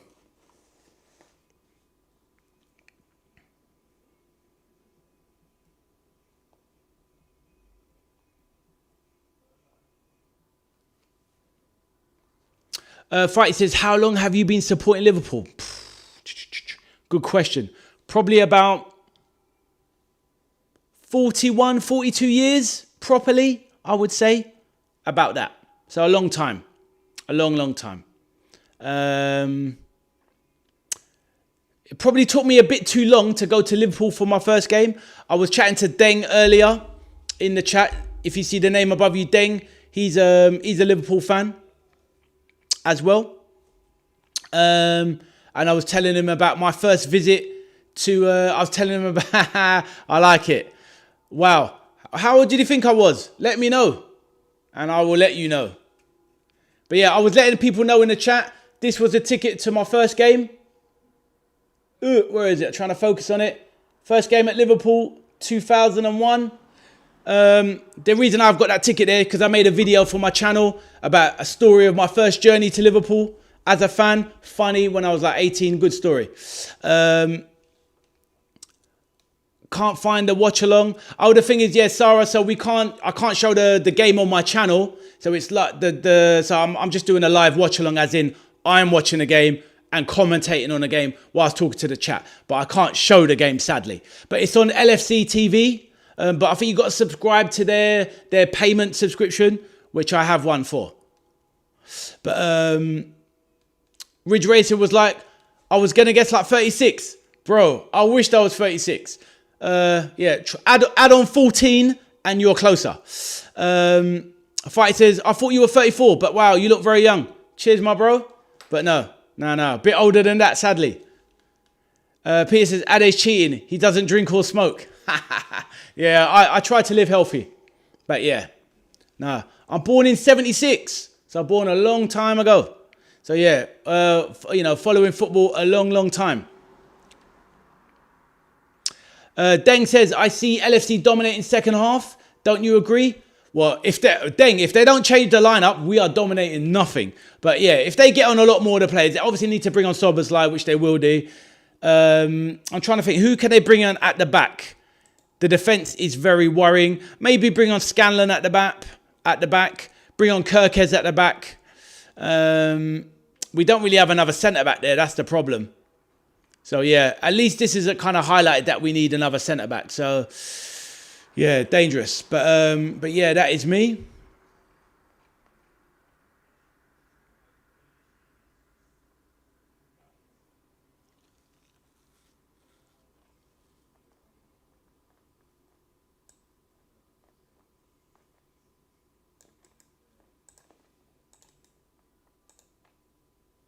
Yeah, I put a link in the description. That's the one there. If you have some time, obviously, don't worry if you don't. But I'll put a link in the description. It's right there at the bottom. That's the link to the video. It's my first trip to Anfield when I was an 18-year-old boy. It was a bit of a story, a bit of an adventure. It's a good listen, to be fair. It's quite entertaining. If I do say so myself, it was a good laugh. My first trip to Anfield, it was really good. Den says, I'm watching the game live on Quick Fight on my mobile. There you go, Sarah. So Quick Fight is an app. you can watch it on maybe, or you can download Sarah. If you download the ESPN app, you can watch it. Or obviously, you can stay in the chat with the watch along here, and we can talk about it. So all good. Sarah, let us know who you support as well. Are you a Liverpool fan as well? Please let me know. Alphonse, I missed your chat. Sorry, my bro. Alphonse is back, the main man. Alphonse says, let's go Reds. Hello, mate. Are you fine? I'm very well, Alphonse. How are you? Live Liverpool the first time. So special. Wicked, wicked. Excellent, excellent. Fighty says, how often do you stream? Well, I'm only new to it. I've only been doing a couple of months. But I'm going to be doing basically most Premier League games this season. Try and do every Liverpool game I can. And I'm going to do other big games as well, you know, the big clashes, Man United, Arsenal, Chelsea, etc. Newcastle, Villa, Arsenal, blah, blah, blah. Yeah, Champions League games. So yeah, I'm really getting into it, really enjoying it. So that's, it's a big passion of mine. I wanted to do YouTube a long time. So I'm going to be doing some consistent watch-alongs in answer to your question. As far as the pre-season go, I'm going to do every Liverpool pre-season and some of the pre-season of the other game, the other clubs as well. Arsenal, City. I think the next one I'm going to do is Aston Villa Sociedad in a few days' time. That looks like a good game. Did I miss any other messages? Ridge Racer says, was going to say like you're 36. Thank you, my bro. Do you stream? Oh, yeah, so Fighty, sorry. Do you stream in Premier League matches? Yes, I do, my bro. Yeah, I did it at the end of last season. That's when I started. I started in, I think, May. And I started to do the end of the Premier League and the Champions League. So I did those already on my channel. Fighter says, try to do with signage. Yeah, I've got some videos on my channel. If you want to check it out, I mean, obviously not now because there's been nothing new. But I've done videos on signings and I will do on breaking news, do shorts and stuff and put my ideas and my thoughts on the Liverpool situation and also on other clubs as well. So I definitely drop a lot of content, which is obviously good to see. Pat says, Gomez's injury doesn't look too serious as he walked off. Okay, we'll see. He might have been playing it safe. True, Sep Pats, and obviously he can't have any confidence in his body, can he? He's broken down. Well, he's broken down worse to the 1970s banger. So he's obviously always going to take it easy and whatnot. And we've seen that look on his face plenty of times. He'll probably play again plenty of times this season, Sep Pats, but it will end up with him, 10, 12 Premier League games. But we just need someone that we can rely on if we need. Like if somebody goes down during the season. Imagine Van Dijk goes down. He's the backup. We're in trouble. Fighty says, make a stream or video about signings. I have done already, my bro. I have done. But I think this week coming, I'm sure we're going to get signings, bro. And as soon as they drop, I'll be all over them. Fighty says, you're a really great person, really. Thank you, my bro. Listen, I believe in positivity. And the main thing I don't like in this modern time, look, people are on YouTube and it's all about the money, trying to get people to click, all of this sort of stuff. But the truth is, what they want to do is put out negativity to make sure people click the buttons and view and all that sort of stuff. And I'm not here for that. I want it to be positive, good-natured, fun, friendly. And, if you get good things and success from it, so be it. But I'm not trying to do this negative, trying to get people to click nonsense. It's not the way forward. I don't believe that's not what I want out of YouTube myself personally. Fighty says, I don't like America because of racism, but you're a really great person. Thank you, my bro. Peter says, Pringles are releasing a Gomez flavour. Because once you drop, you can't stop dropping. Alphonse says, mate, I'm with you. That's my channel. That's my canal to Liverpool. Never walk alone. Liverpool FC stolen my heart. Respect to Alphonse. Love to see it, my bro. You're an absolute legend. But yeah, that's what I mean. It's about being positive. Well, it should be about being positive. But it's amazing in life how many people are drawn to the negativity. So, I don't know. And it's so easy because if you think about it in life, when bad things happen to you, if I said to you, name the worst 5 things that happened to you in your life, you would be able to do it easier than the best 5 things that happened to you in your life. Do you know what I mean? And that's human nature. It's easier to be pessimistic than optimistic. But I'm quite lucky, to be honest. I'm a very happy person by nature. I'm very rarely down and I brush things off very easily. And not everyone can do that. I get it.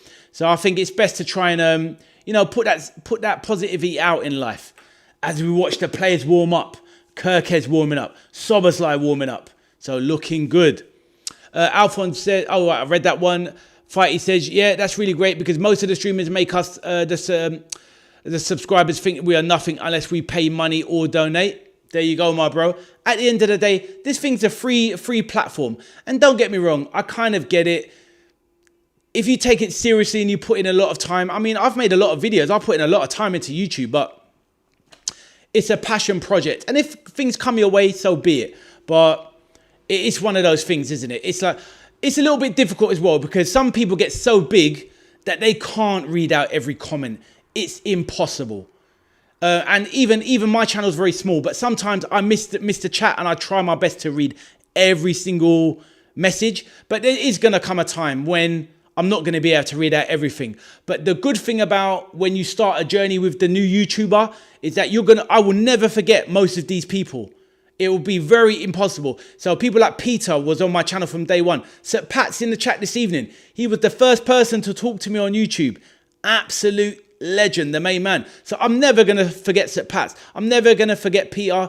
I'm probably never, I won't forget you, Fighty. I won't forget Deng now. I won't forget Arthur. I won't forget Cameron, Gary, that have been on my chat from very early. But after a while, it becomes more difficult to remember people because there's going to be too many people to remember. But, you know, I've got Natasha that's been on the channel from day one, always giving me news. You know, so it's just one of those things. So it's nice when people grow with you because then they can become part of the community and even make friends with each other, which is really nice. Right. Second half has kicked off. Let me start the clock. Soboslai is on, which is good to see. Good to see that he signed a new contract as well.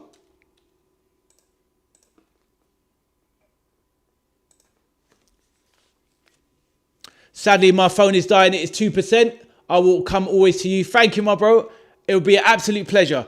You're a big Liverpool fan, a man of Egypt, a man of honor, and that's what we like, my bro. So even if your phone dies, I will catch you on the next one, my bro. And if your phone dies, have a fantastic evening. I'll catch you when you return. Right, let's go over some of the substitutions. Let's see.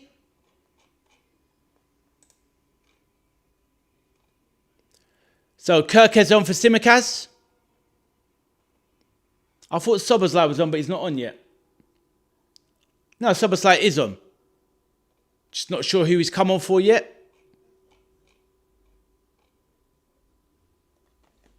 Trey Neone on as well. Trey Neone on, this is good. So we're looking a lot stronger now, St. Pat's, the team.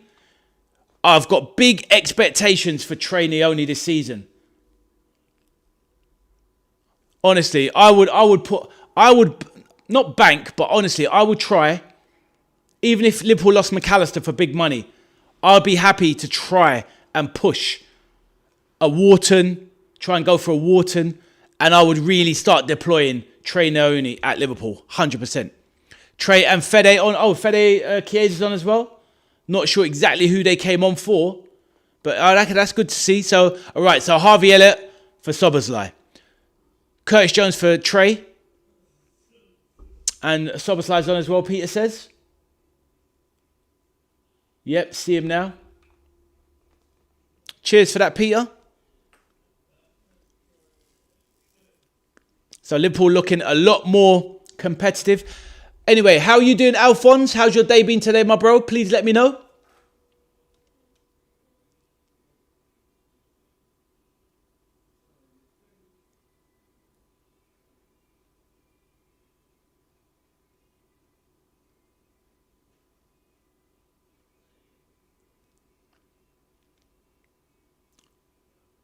Right, Liverpool, a bit more crunch in the tackle now, a bit more pace around the pitch now. You can see the difference when more established players come on. You can really see the difference.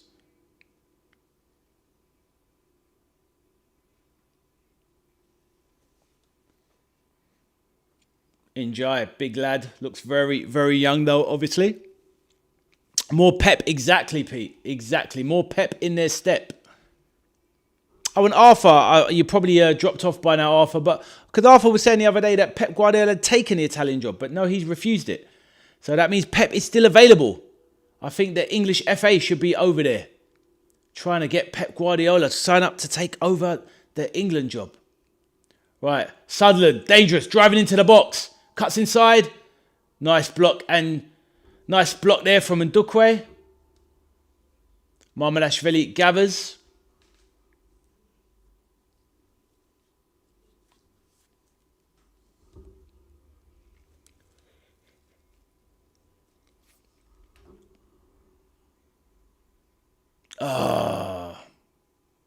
Frimpong slips, gives the ball away in a dangerous place.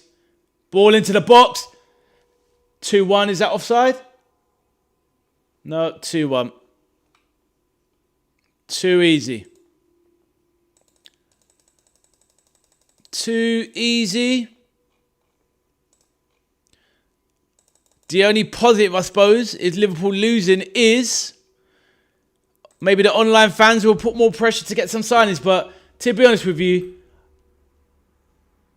it's a good through ball there. Good through ball there. But ultimately, yeah, this back line is too weak.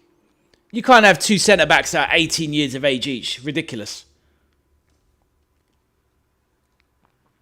Right, Peter says, do you think Pep would consider having to play Spain in the final? I hear that, my man, but I think I was saying this the other day. I can't remember who I said it to. At the end of the day, Pep is Barcelona man, Basque region.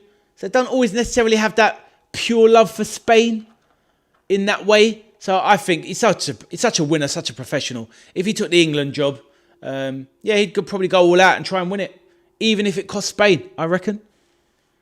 But it's a good question, man. It's a good question. But honestly, I just don't want Tuchel anymore. You know my thoughts in it from all the World Cup final watchalong, the World Cup watchalongs we did together, etc. I just want him gone. I'd sack him for that Argentina game, as you well know. And definitely for that third place playoff game, I'd sack him for that. Frimpong got down in a heap. He's in pain, holding his shin stroke ankle. Who was he taken out by? He was taken out by...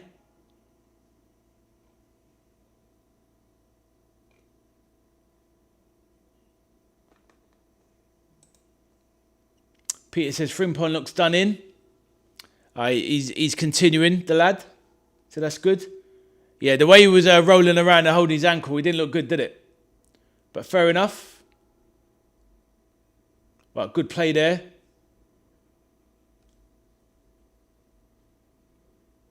I don't think young Will Wright did himself any favours there in the first half, to be fair. But not that he got much. He didn't get fed much, but yeah.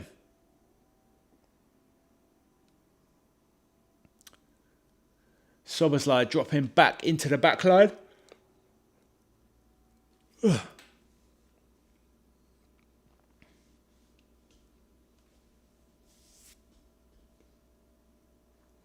So Liverpool trailing to Sunderland 2-1.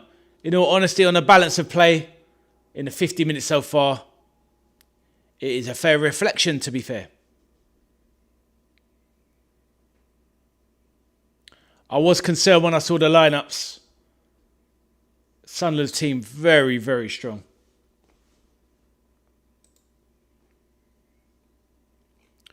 You'd hope that it would even out a little bit in the second half because Sunderland brought on a lot of their more reserve-based players but have gone on to take the lead. So hopefully Liverpool can grind to the game and get an equaliser.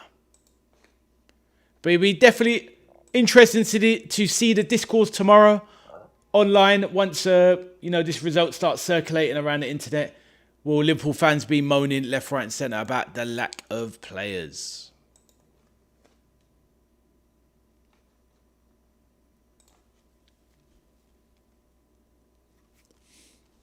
Well, my yawns are becoming unstoppable. Nioni bursting forward. Lovely ball there. Miscontrolled. Right, Soboslai. Frimpong. Into the box. Oh, great cross into the box.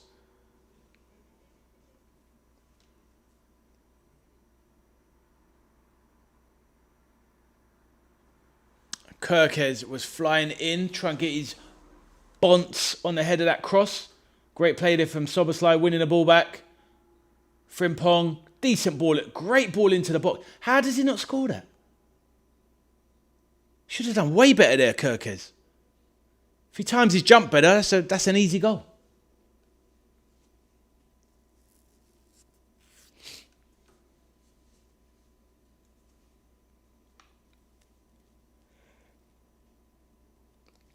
Callum Scanlon coming on. Plays left back. Can play left wing as well, but really rapid. Peter says, I've just seen dozens of sideways passing back and forth across the pitch. Incredible. It's like Arnie slot football has not left, Peter. We need to see this Iraola ball. We need someone with real pace and real directness. We need Bradley Frimpong. I'm Bradley Frimpong. We need Bradley Barcola, sorry.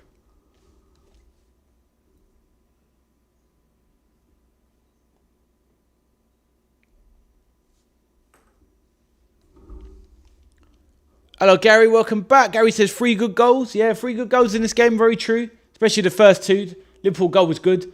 The equaliser for Sunderland was excellent. And the build-up play in the Sunderland 2 second goal was good as well. So, yeah, definitely good goals in this game. Well played from Soboslai. Ball is out wide on the wing.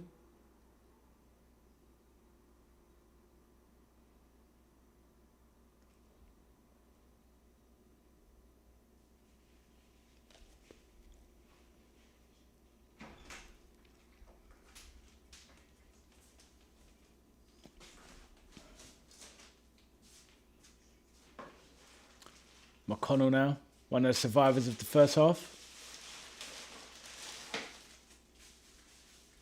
Morrison as well. Back to Neone. A little bit of patient play. Moving it around. But not fizzed around enough. Wow, good turn there. Into the box there. That's a great turn by Kumas. What a goal from Soboslai. Absolute rocket. Wow. What a goal that was. A real bit of class there from Liverpool. Moving the ball around nicely on the right-hand side. Fizz it around. Great play on the wing between Kirkes and Kumes. Laid off to Soboslai, who slaps it in from 25 yards. Great play from Kirkes. Brilliant turn and run by Kumas. Kirkes into the box. Bounces back to Soboslai. What a shot and swerve. Wow.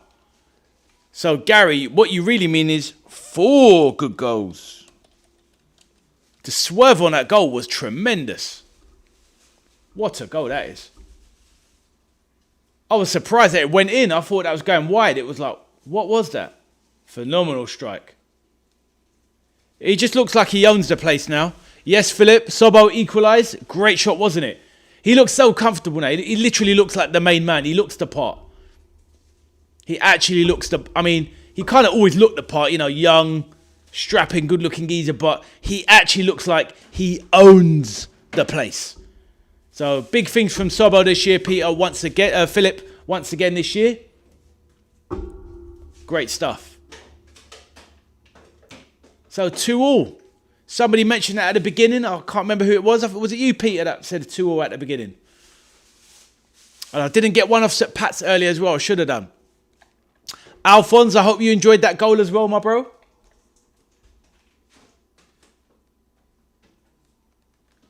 Great strike.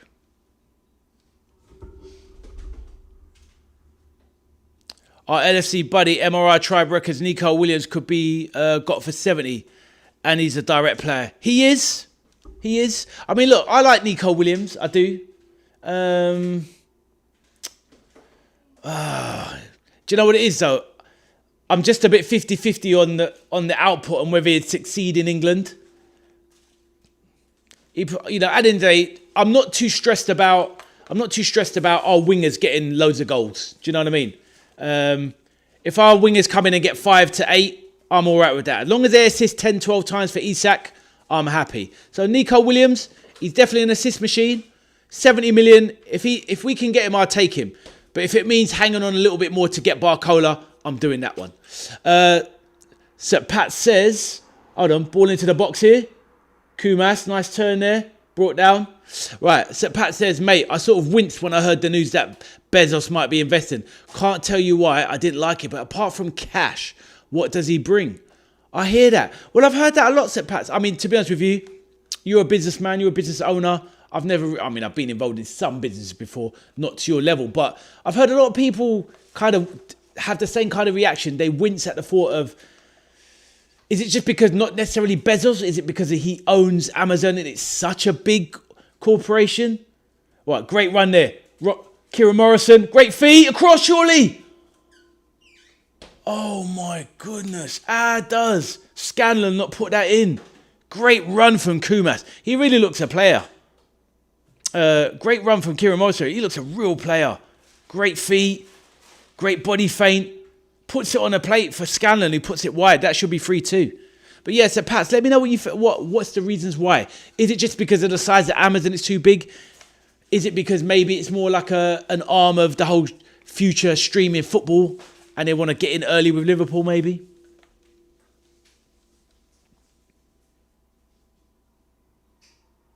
Or is it because, basically we kind of want owners that really like football and are into it? As much as people want to fault Roman Abramovich where he got his money from, he was a Chelsea fan, you could tell. He loved the club. And that's kind of what you want. You want the owner to feel like you do. So I kind of get it. Oh, Kumas. Oh, he should have put out wide to Morrison, but didn't look up.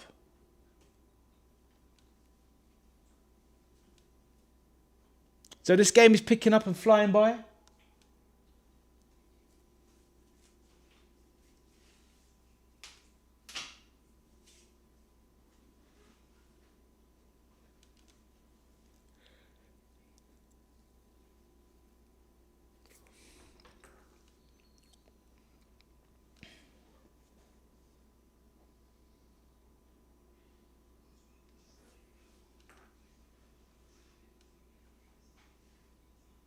So Liverpool have gained a nice foothold in this game. Come on, Mamardashvili, what are you doing?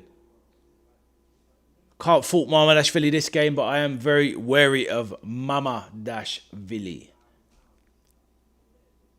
But yeah, Liverpool got a good stranglehold on the game. Deng in the chat was talking earlier that he felt that Liverpool dominated in the second half. And Deng, you are correct so far. Tristan King. Hey, I'm Tristan, Liverpool fan from Iceland. Wow, that's amazing. Right, burst into the box. Frimpong. Oh, Tristan, nice to meet you, my bro. Obviously, Liverpool fan myself, as you can see. How are you doing, bro? Welcome to the chat, and thank you for introducing yourself. How long have you been following the Reds? Who's your favourite player? And how do you think we're going to do this season? Lovely to see you in the chat, my brother. Please let me know. And are you watching live, or are you just joining the watch-along just to hear the game? Please let me know. Right, Soberside now, taking a corner from the right-hand side. Hey, Sean, how you doing, my bro? Sean is a LFC fan from Nottingham, an absolute legend. One sec, Sean. Ball comes into the box. All headed down. Who's going to get on a rebound there? Sean says, get what you're saying, guys, but what else do you want Bezos to bring? Yeah, well, this is it. This is it. I mean, this is why I was asking him why, really. So, yeah, good question, Sean. 100%. Right, ball into the box. Kumas. Ooh, Bezos will see it purely as a commercial investment, and I don't think that suits our club. I think FSG share the passion. Fair enough, Set Pats. I see that. You don't want someone who's just about the cash. I get it. And this is why I was mentioning, and Sean, that's why I was mentioning Roman Abramovich. He lost money he lost money with Chelsea, but he wanted to own a football club. And he became a fan. And many owners are like that. Even if you take the Cronkies that own Arsenal, Big Stan Kroenke bought it. He's not into football at all. But his son is now. And his son is an Arsenal fan now. Do you know what I mean? So it's that kind of thing. You want someone that kind of bleeds a bit for the club. So I hear what you're saying, Seth Pats. But ultimately, sadly, the way football's going now, it's not even about normal businessmen now. It's not even about normal millionaire business. It's not even about even billionaires now. Imagine it's getting to the point where if you've got a mere 10 billion, you kind of can't really buy these clubs anymore. It's getting crazy. But yeah, Tristan, welcome to the stream, my man. Feel free to let us know what you think of Liverpool in this game. And yeah, if you like the channel and the vibe, please do consider liking the video and subscribing, my bro. Always great to have more Liverpool fans on board. But hopefully you're well, my bro. How are you doing this evening, Sean? Are you enjoying the game? Let us know, mate. Now that Liverpool's brought on some of the big guns, the big hitters, the Kirkes, Szoboszlai, Trainer, not exactly a big hitter, but compared to some of the youngsters, he's definitely a big hitter. They've definitely wrestled control of this game from a now much weaker Sunderland. Sep Pat says, Man City owned by cheats, Newcastle owned by a country with human rights issues. I think we need more than money. I think we need more than money from owners. Sep Pats, I hear that, man. Beautiful sentiment. I get what you're saying, bro. I really do. Tristan says, thanks, I'm good and I'm watching live and I support Liverpool for my entire life. And my favourite player, Stevie G, my favourite player too. Don't tell Peter, though, he's in the chat. He's from Liverpool himself. Just like Sep Pats is from Liverpool as well. So we have, Tristan, we have people that actually are born and bred from the Liverpool area. Peter's a Liverpool fan, but he doesn't like Stevie G. He's a controversial guy, is Peter. But Tristan says, my favourite player is Stevie G, and I hope we get top 3 this season, and I like the game so far. Fair enough, Tristan. Lovely to have you on board, bro. I'm enjoying the second half better. The first half was a bit disappointing because I felt we went a bit too weak. But it's okay. It's only pre-season. We don't have to win. It's about fitness, my bro. It's a shame about Joe Gomez. But let me ask you something. And also you as well, Sean. I know hopefully you're listening in the background. Sean, Tristan, where do you stand on the lack of transfers? Are you on my side, which is kind of like, I'm quite patient. Myself and Sep Pats, Peter, we're all quite patient. We're not rushing about transfers yet. We're not worrying too much. Or are you more on the other side where you're really worried about the lack of transfers? Let me know, Tristan, and you as well, Sean.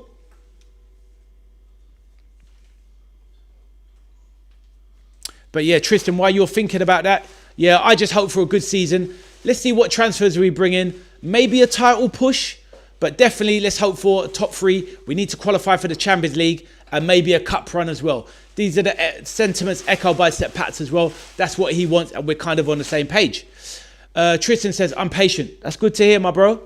I think we have to be. There's no point us... I don't think there's any point in us going crazy. We can't change anything, and we need to support the club. I'm positive they're going to get in at least 3 to 4 big players that can make a difference. Philip says, how can you be a Liverpool fan and you don't like Stevie G? Well, look, I love Peter to bits. I don't think he doesn't like Stevie G. He just doesn't think he's...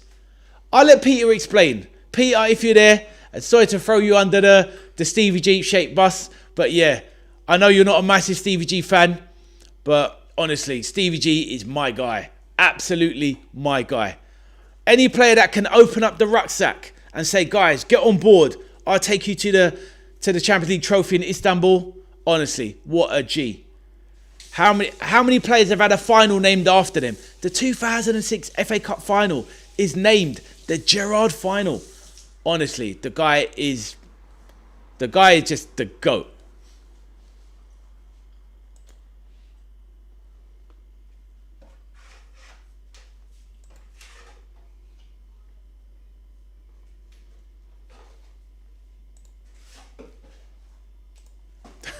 But yeah, I know it could feel like a staggering one, but it is what it is. Tristan said, all players are my favourite players, but Stevie G is top of my favourite list. I hear that, my bro. Oh, don't get me wrong. There's definitely a few Liverpool players that I'll give, like, for example, I was not a fan of Dejan Lovren, but that's not his fault he's at the club. But I was not a fan of Dejan Lovren. I didn't think he was good enough. I wanted him gone. But yeah, not actively dislike though. I didn't actively dislike Lovren. I just didn't. Yeah, I didn't really take to him, to be honest. But there was a lot of players that they're lucky to be at Liverpool. So Calvin Ramsey's on, taking the place of Njai. But no, I hear you. We have to support all the players for sure.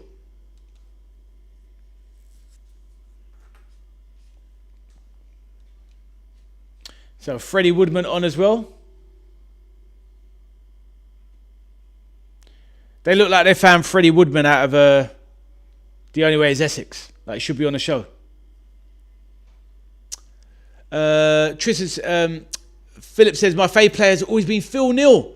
Wow, Phil. Well, as you said, you've been supporting Liverpool a long time. You know, obviously one of the great, probably if anything, the greatest captain in Liverpool's history, Phil Neal. Definitely the most successful. How many European Cups? 3 European Cups. You know, multiple league titles. England great. Liverpool great. 100%. 8 league titles, I think. RIP to Liverpool legend Kevin Keegan. What an absolute G he was. But no, I hear that. Stevie G is my favourite player, though, of all time, for sure. For me, it's John Barnes and Stevie G. Those are my 2 favourite Liverpool players. And then everyone else after that is quite a way off those 2 for me. Those 2 are just, they're just special to me. Stevie G and John Barnes. Like, growing up, John Barnes was my guy. Peter says, well, my Kings are the late 80s teams. Stevie G is my generation, but he always seemed a bit too cocky. You reckon, yeah? I don't know. I don't see it myself. But Peter, me and yourself, we come from a similar time. John Barnes is my guy. I used to love Peter Beardsley as well. Obviously, used to love Rushy as well. Obviously, I like Robbie Fowler. Owen as well, obviously. These guys. I used to love McManaman as well. But I think it's the type of play you gravitate towards. I used to love Steve McManaman. Massively. Used to love Macca. Steve McManaman, John Barnes, and Steven Gerrard. Those are my 3 favourites.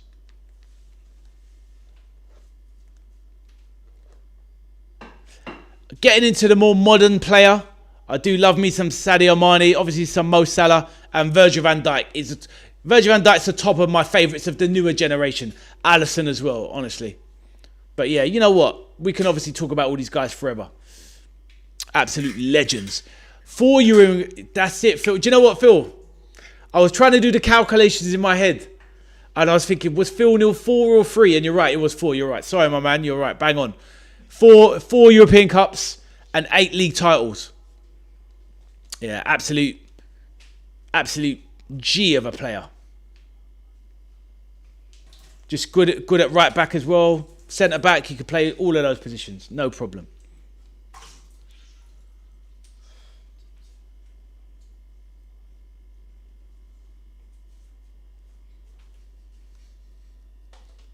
Tristan says, my dead grandpa supported Liverpool and that's why I supported Liverpool my entire life and I'm almost 25 in October. I hear that, my man. Passed down through the generations.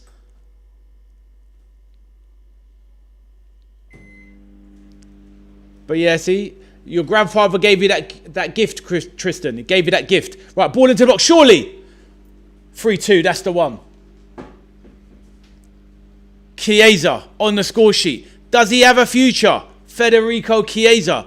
What do we think, guys? Liverpool fans in the chat. Does Chiesa have a future at Liverpool as an option? Honestly, the way we are at the moment with lacking numbers, I think we need to keep Chiesa around. And he's onside, definitely.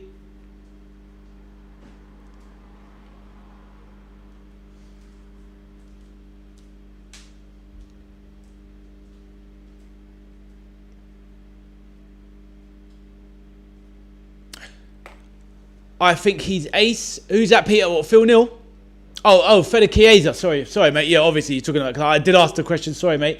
So Fede Chiesa, yeah, he's a good player. Do you know what I mean? It's like, of course, is he going to be the out-and-out starter? No. But as a squad player, why not? Keep him around. Still got his decent pace. He knows how to score. He knows where the back of the net is. Why not keep him around? And Liverpool are 3-2 up against Sunderland in a pre-season friendly. Let's go. Deng, where are you, Deng? You did call it. I respect it, Deng. You know your onions. I thought we were going to struggle, but Deng, you called it. Well done, Deng. Tristan said, yep, he loves Stevie G, your grandpa. Lovely to hear that, my man.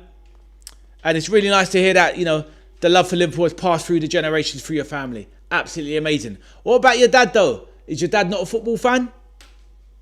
Or did it skip a generation? Yeah, Peter says, little super sub. Yeah, exactly. Can't go wrong with it. Oh, poor ball given away there. Oof, lucky there from Liverpool. I still can't get over this pink kit. Peter. It's just a shambles to look at.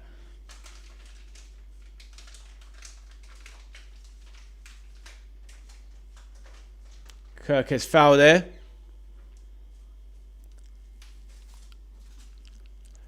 Philip says, if we keep Chiesa around, he needs a bit more chances of playing. 100%. Well, the thing is, Areola is very intense. He has this intensive style of play that we're hearing about. We've seen a little bit more of it, I'd say, in the second half. Now that more of the main guns are on, or the more senior players are on, we've seen a bit more injection. We've seen a bit more back to front, a bit quicker, I would say. So we're definitely seeing a little bit of signs of the Areola ball here. But I'd keep Chiesa around. What's the point of selling him for 10 million euros or something poxy like that?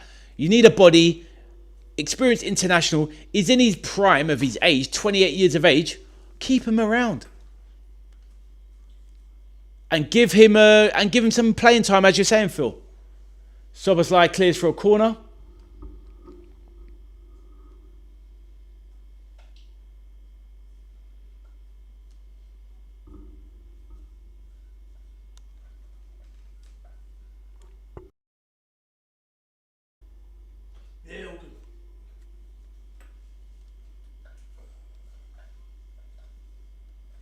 Tristan says, my dad is Chelsea fan, but I don't know who he supports right now, but he likes Haaland. It's a Nordic thing. That's fair enough. To be fair, look, I don't like Man City. They've cost Liverpool loads of stuff, and it's like Pat says, he used a strong word of cheats. Now, at the end of the day, ball down into the box, all cleared by Liverpool. Dangerous there. So, yeah, regarding, I'm no fan of Man City myself. They've caused a lot of problems for Liverpool in the last 7-8 years. They've cost us a lot of titles. And if they're proven to be cheats, it will be very infuriating. But ultimately, how can anyone not like Erling Haaland? This guy is an absolutely phenomenal player, a lovely lad, and he's amazing at what he does. So I can understand why all of Scandinavia and the countries in and around your region would love, or in and around that part of the world, should I say, the Nordic thing, as you say, would love Erling Haaland. He's a very likeable kid. It's a bit annoying actually, because Norway, in Norway, most of the country of Norway follows either Liverpool or Man United. So it's a shame that Liverpool didn't get Erling Haaland as a striker. Would have been amazing. Match made in heaven, I think. Tristan says, yeah, I love Haaland, but I don't like Man City, but I hate United more than City. Yeah, 100%. That's the thing. Haaland is a gentleman, Pat says, 100%. He's such a lovely guy. He really is. Really, really good kid. Man United, yeah, I've definitely got no love for them. I'll be real, yeah. I've definitely used the hate word for Man United a lot. But now that I'm in YouTube, I've got to kind of be a bit more, a little bit friendly on it. I've got a few friends that are Man United fans, so I get it. Obviously, they're the team I don't want to lose to ever. That's the team I want to beat the most. And when the fixtures are called out, that's the first one I look for. Liverpool, Man U. I want to know when that game is. Then after that, I want to know when we're going to pick up our 3 points against Everton. They just get on my nerves. I really wanted them relegated. I really did. But in saying that, you'd miss the derby. So it's a weird one. How do you guys feel? Especially you, Sir Pats and Peter. Obviously being from the Liverpool area. Obviously we need the derby in reality. But would you like to have seen Everton go down? How about you, Tristan, and how about you, Philip? Would you have liked to have seen Everton go down, or prefer to have the derby? It just gets on my nerves that they're so rubbish every season, apart from last season. But in general, they're rubbish, but they always turn up against us. It gets on my nerves. I'll read that in a minute, Tristan. We're just going to do this corner. Szoboszlai from the left-hand side.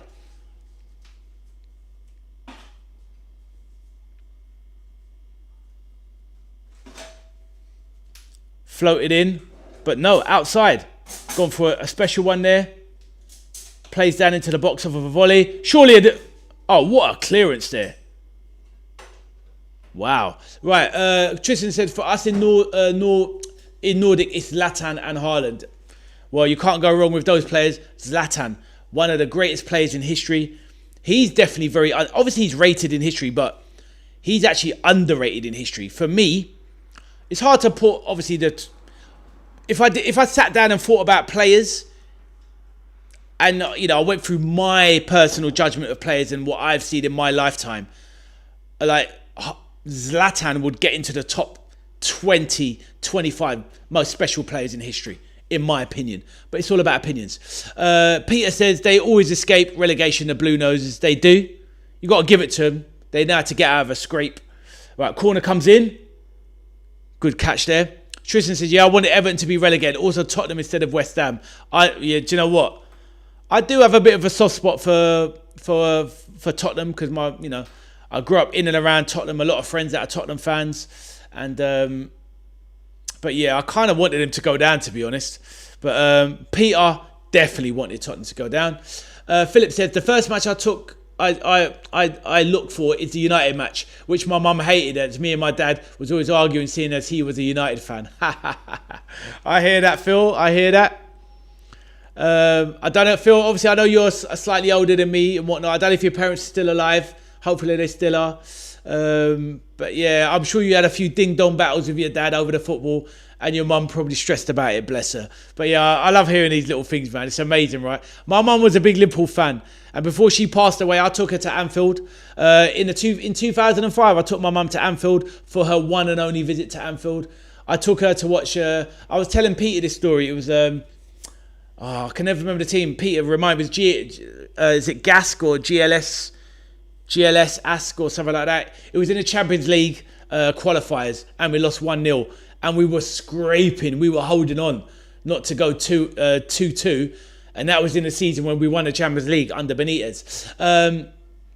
My voice is going, talk so much.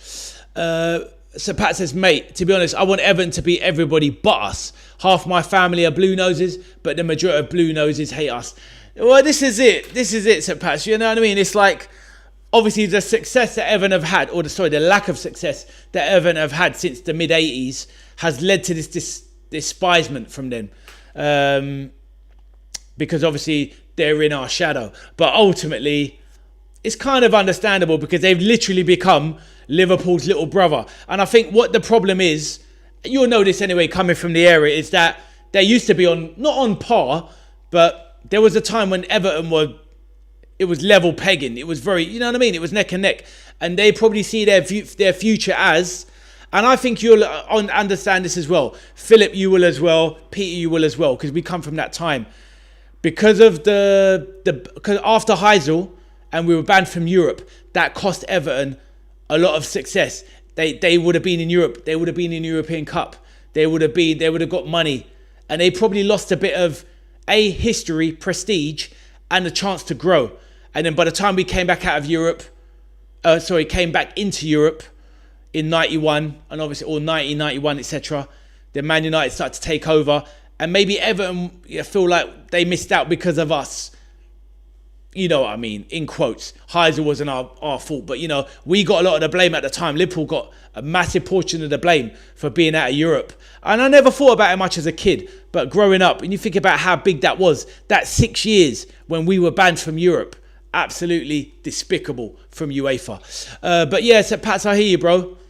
But they are forever in our shadow. But yeah, like you say, we're not bothered about them, really. But they despise us. But yeah. Tristan says, I like Tottenham and I have a soft spot for them, but their owner ruined them, and it would have been perfect if they had been relegated. But it's just life. There you go, my bro. There you go. But, Tottenham, I don't think not much is going to change for Tottenham this season. They made some good signings in midfield, but their attack is absolutely woeful, and I don't rate their defence. So I just see they've improved their midfield, but the defence, I think, will be weaker next season, believe it or not. I think the defence is actually going to be weaker, in my opinion, especially if they lose Jed Spence. Van Hecke and Senesi are good ball-playing centre-backs, but they're not actually great defenders. Up top, they are lightweight. Matis Tel is not it. Solanke is not good enough. They are lacking. Kulusevski still not fit. Liverpool very much dominant in this game. So Pat says the Canadian Prime Minister, Mark Carney. What about him, bro? That's the first... he's a blue name. Oh, he's a blue nose. Okay. Cagney is a blue nose. Oh, I see. So Mark Cagney... Oh, wow. Okay. Very interesting. Topical there. Love to hear it. Liverpool are well in control of this game. Completely dominating Sunderland. The Liverpool team finishing the game is a lot more senior, a lot more experienced than the Sunderland team, who've made a lot of changes for the youngsters. But yes, we are dominating this game. All right, ball played out to the left. Chiesa.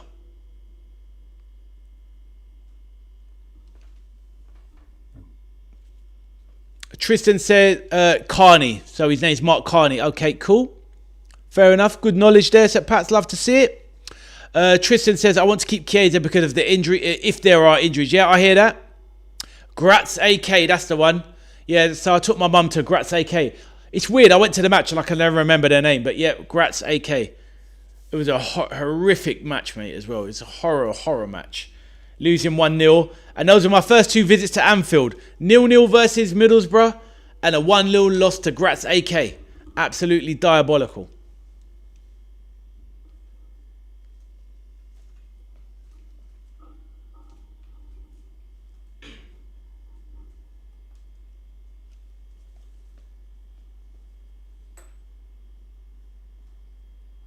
Yeah, Chiesa scored the 3rd.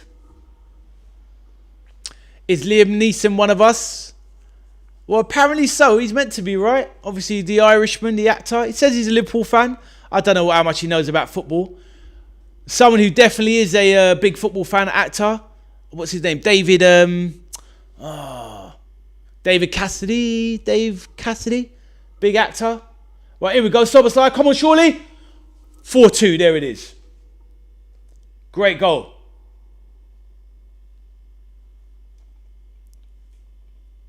Right, Lewis Kumas, son of Jason Kumas. Good play, good build up there from Soboslai. Good feet from Soboslai. Great, even better feet from Lewis Kumas. And yeah, lovely goal.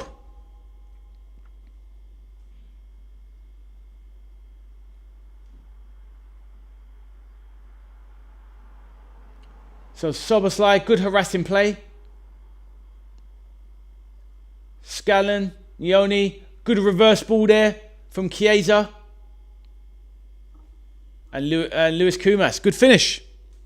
4-2, great start for Iraola so far in this match. Tristan, exactly. We love to see it, my bro. Giving the fans what they want to see. 4-2, the Mighty Reds starting their pre-season with a bang. Lots of goals. Lots of action in the end. Good stuff. Samuel L. Jackson is a Liverpool fan, I believe. Yes, he is. I don't know if any of you seen that. It's a good film. Robert Carlyle, another famous actor. The Scotsman, is a Liverpool fan as well. And, they starred in that film. The 51st State. Samuel L. Jackson plays a gangster, comes to England, Liverpool. Decent film. And, good stuff. 51st State, yep, that's the one. I saw it a long time ago. I can't tell you too much about the plot now. But decent film. Are Liverpool going to get a 5th? Into the box now. Chiesa turns. Good back heel there. Oh, Kumas tried an outside of the shot. Right-footed Trivella. But can't get it right. Chiesa looks a bit stockier this season. A bit more physically imposing. Or maybe he's been on the pasta a bit too much. We shall see. Oh, good turn there by the Sunderland defender. But Liverpool are going to start their pre-season off with a win.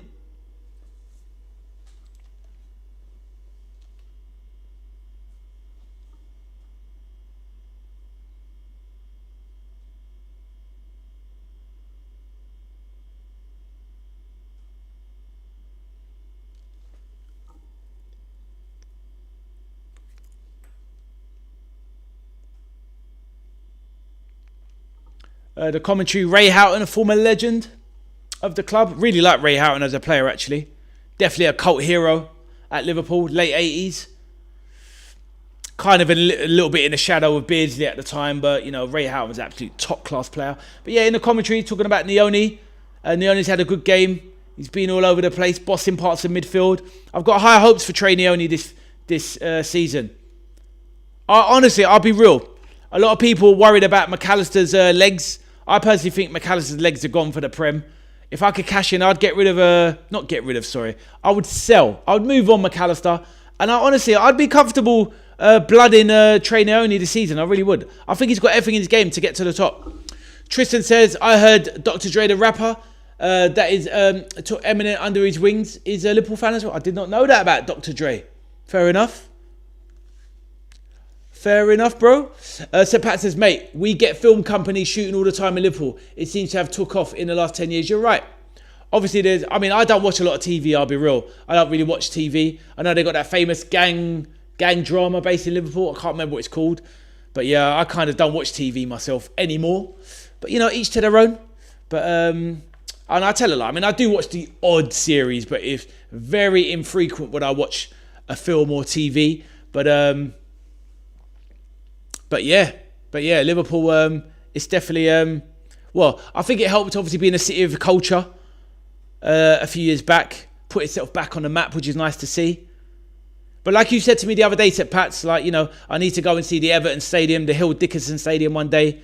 It looks like, Bramley Moore Dock, they've really done well there. But yeah. I'm going to try my best to try and get to a Liverpool match this season, just to try and source some tickets, but it's so difficult.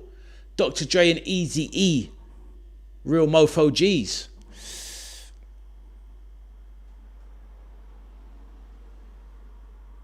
Yeah, Liverpool completely dominated the last 35 minutes of this match. So Deng was very correct.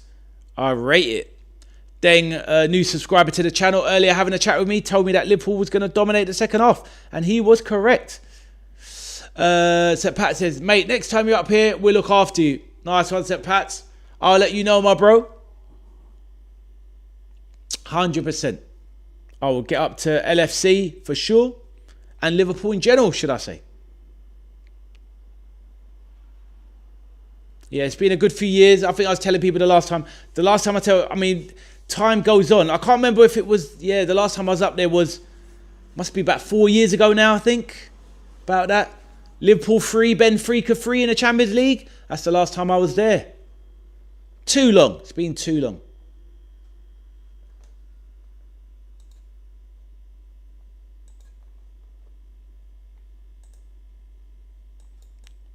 Really good performance from Liverpool in the second half.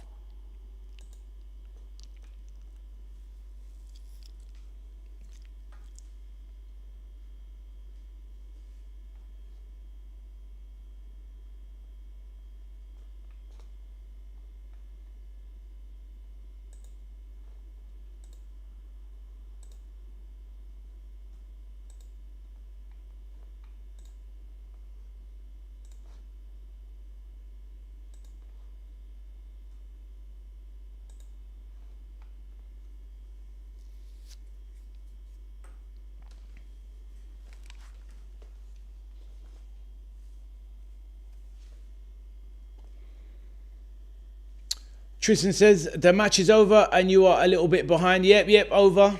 I probably was about 30 seconds behind, I think. Bit of a shame, but never mind. But yep, all good. All's well that ends well, Peter says. Yep, exactly. All's well that ends well. But yes, that's what we like to see. Bit of confidence there, and I think Liverpool's next game, well done, Iriola, first blood, Pat says. That's it, guys.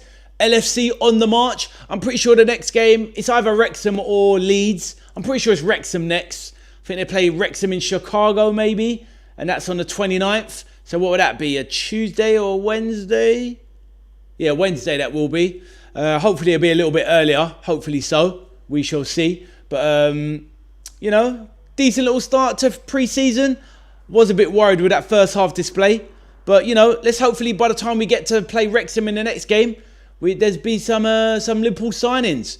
We definitely need to get some work done in the transfer stakes. But surely by the end of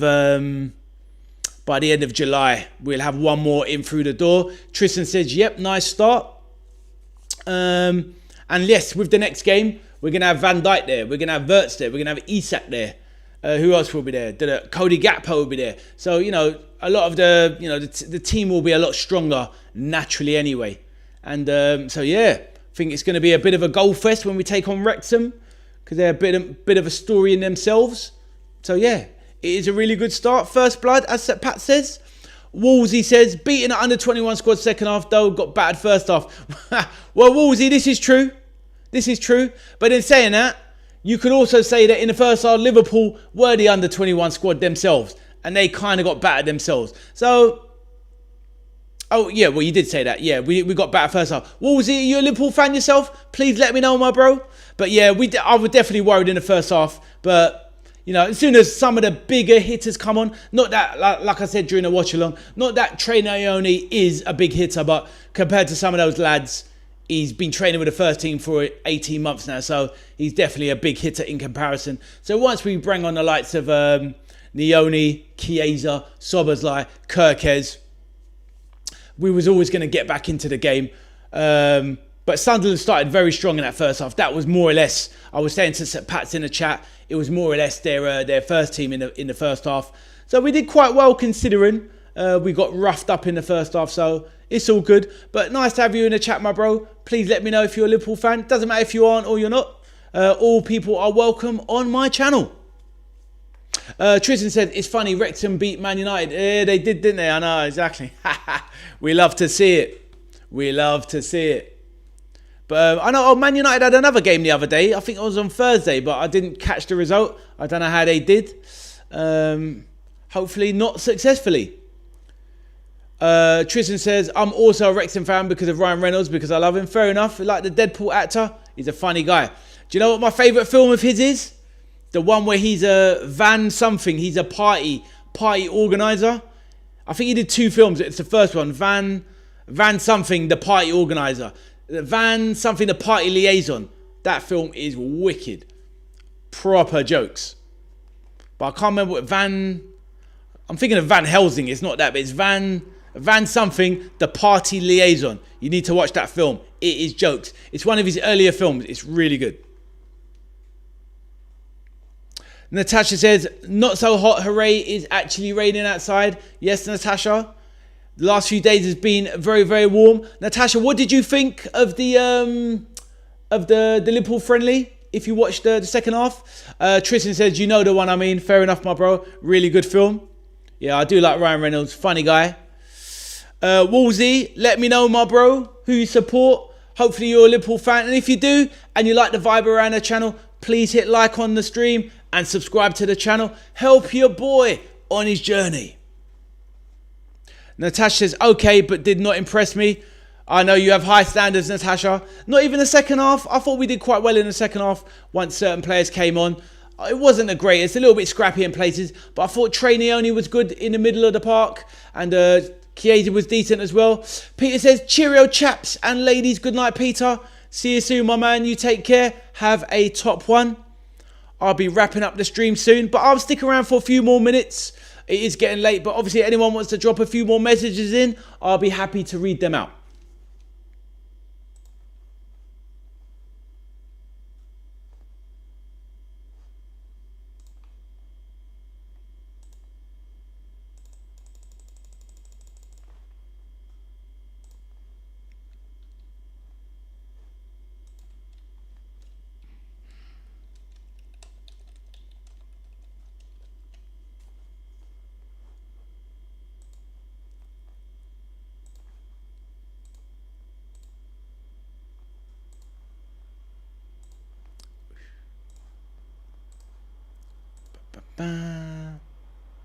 Tristan says, Wrexham almost did impossible history. Go back to back and Premier. I know, it's wild, isn't it? I mean, at the end of the day, it seems like it's quite not inevitable that they get there. They probably will get there.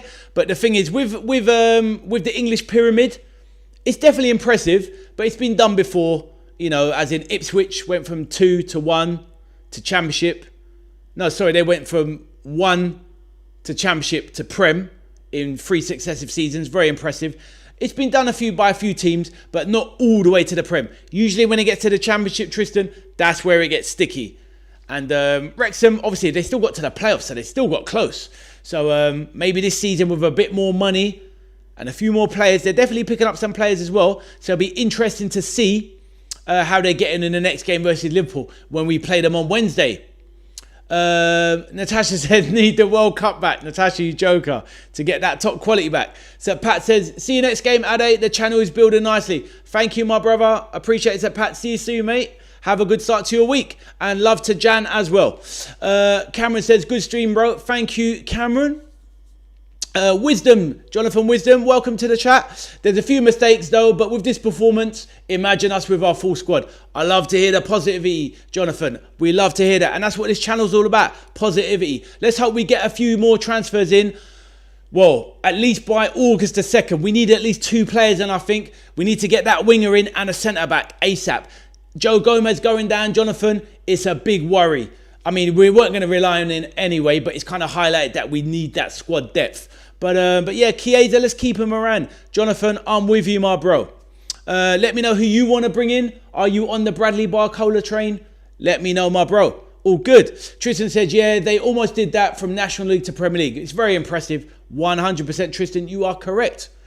Jonathan says, yeah, we need centre-backs and right-backs though. Well, this is the thing. I think the club they're probably going to try and be a bit of do a clever situation. They're talking about this Zabani that obviously PSG took from Bournemouth over a season ago. Maybe bringing him on loan with obligation to buy, so it frees up the funds so we can spend on Barcola and elsewhere. But I think maybe we need a dedicated centre-back, and maybe we need another centre-back stroke right-back that can cover both positions. I'd be happy with that. Otherwise, I'd be happy with Jed Spence. But I'd really like, if I had my choice of players, I would take Jed Spence. I would take Wharton in midfield. I'd take Barcola. And I would take, who's the other one I said I would take? It's gone out of my mind now. Oh, Manu Kone I would take. But it looks like he might be going Man United, which is a bummer. But yeah, we definitely need some players.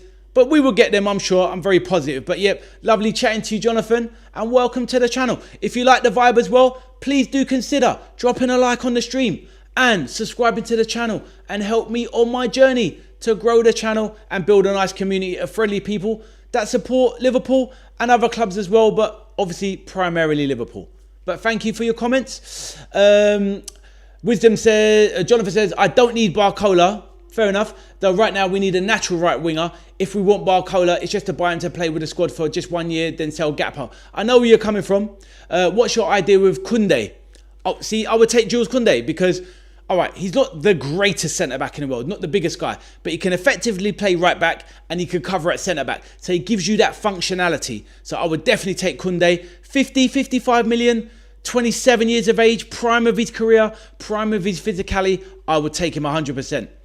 The only thing I would go back against not go against, but I'll offer you this. Now, on my channel, I do shows where it's not even about live streams or watch-alongs. It's more about like talking transfers, you know, rumours, gossip. Now, I did a show last week, and one of my questions was this.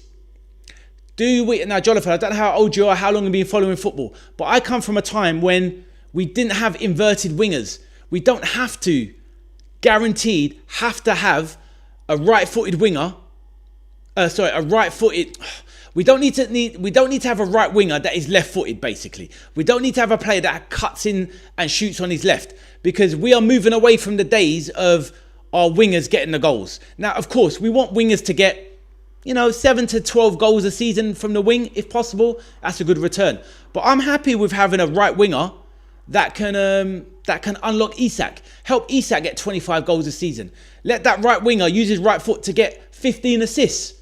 It doesn't have to be always left-footed cutting in. Look at Arsenal last season. Trossard, right-footed playing off the wing, inverted fine. Madueke, left-footed player off the right wing, didn't get any goals, but still was dangerous. Now, at the end of the day, I'm not saying go back to it, but let's have players that are multifunctional. We can have Barcola coming off the left wing with his right foot on some weeks, and on another week he can play off the right flank and cross inside with his right, or chop him with his left and lay off a pass. Do you know what I mean? We don't need to be wedded to the fact of we need to have inverted wingers, but that's just my opinion. Tristan says, I hope I answered the Koundé, and let me know yours on Koundé as well. Tristan says, I agree that we need a few signings because there might be injuries, 100%. Jonathan says, yeah, I understand, you're right. Assist to Isak so he can finish. This is it. Now, at the end of the day, here's another thing, guys. I'm going to try and look into it and find out who coined it. But there's a thing. There's a statistic that analysts and statisticians have... I'm getting tired and my words are getting slurred. Statisticians and analysts have put out that Your finishing position is equated by the amount of goals in your squad. So, the premise is, if you score 70 goals, the chance in a Premier League season, you will end up in and around 70 points. So basically, it's goals equals points. And when you think about it, it's a bit weird, but if I bring up last season's Premier League table, which I will, 1 second. So let me show you. Last season's Premier League table.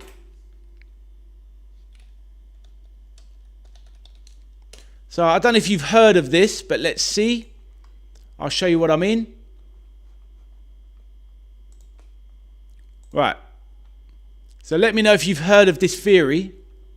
Wrong page there. Right.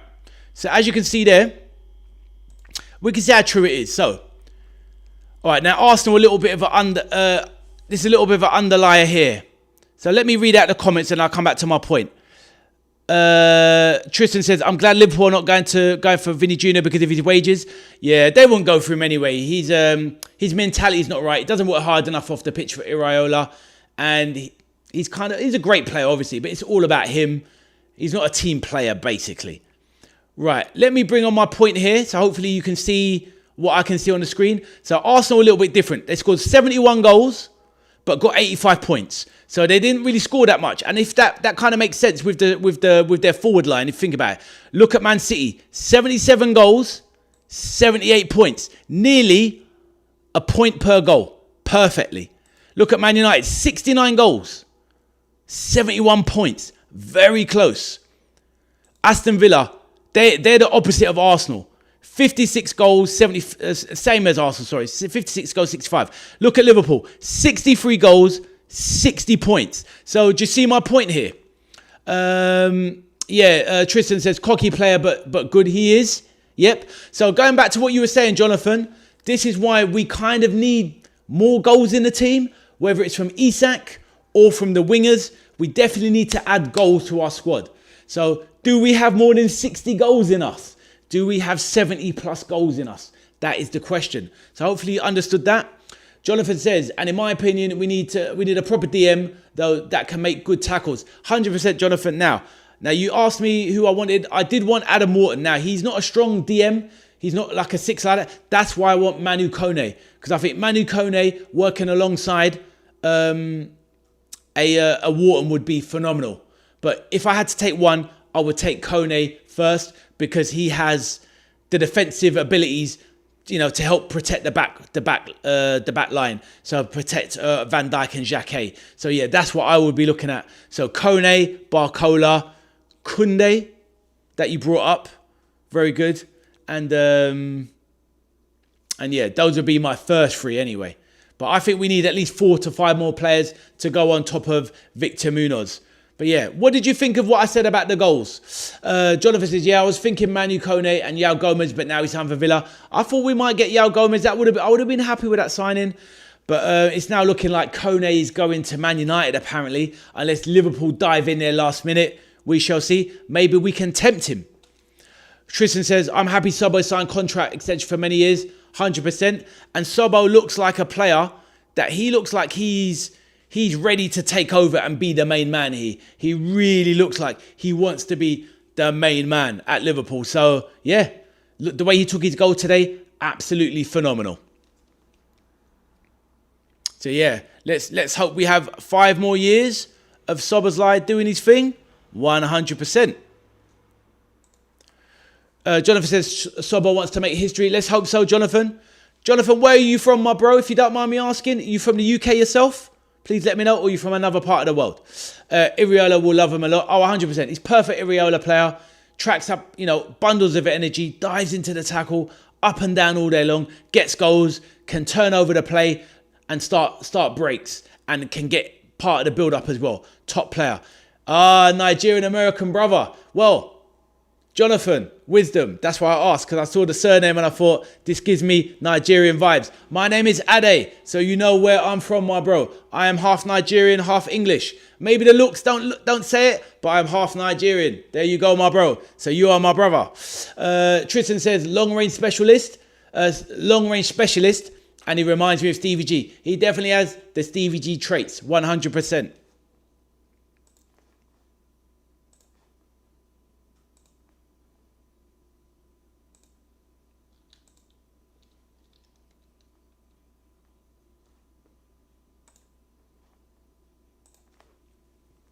Yep, 100%, 100%. But yep, hope your life is well and good for you over there in the States. Jonathan, lovely to have you on the channel, my bro.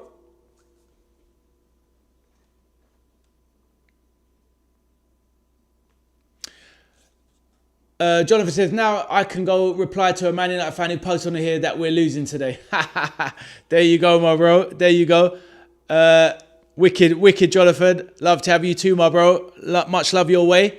Right, on that note, guys, it's very late in the UK, 1:16. It's been an absolute pleasure speaking to you all. You know, really, and welcome to the channel, Tristan. Lovely to have you, my bro. That lovely Liverpool story passed through the family. Slurring my words now, getting tired. Jonathan, lovely to have you on board the channel. My bro, please feel free to drop a like on the stream. Subscribe to the channel. I'd love to have you again for another Liverpool watch along and catch up with you another time, and hope you stay safe and well and healthy in the United States. Have a good night, rest well, and I'll sub now. Thank you, my brother. I really appreciate it. Look after yourself. Tristan, lovely talking to you. I'd just like to say thank you to the chat, everyone that was here earlier. Natasha, Rachie popped in, obviously St. Pat's, Peter, Arthur was in. All of the channel regulars, I say thank you so much. We have seen Liverpool get their pre-season friendly tour of America off to a great start. Jonathan, I hope you get out to a game. Try and get to see the Reds if you can, depending on where you live. But lovely to meet you, my bro. So Liverpool have slain the beast, the Black Cats. They've knocked over the Black Cats, run them guys over, run them ragged, and beat them 4-2. Lovely play from Soboslai getting the third goal. And Chiesa, of course, getting on the score sheet. Sadly, Joe Gomez got injured, so he is a worry and a concern. But Liverpool roll on to Chicago on the next tour, the next part of the USA tour, where they will face Wrexham in a pre-season friendly. Tristan, you take care, my friend. Lovely to meet you. Everyone, good night. God bless. Thank you. Look after yourselves. And I'll see you on the next one. My name is Ade. I'm the veteran arcade soldier. If anyone sees this watch along back as a replay, as a vlog, then please do feel to drop a like on the stream, subscribe to the channel, check out the vibe of the channel. It's a non-toxic environment. All fans of all clubs are welcome, and let's keep it all moving. On that note, take care everyone, and good night.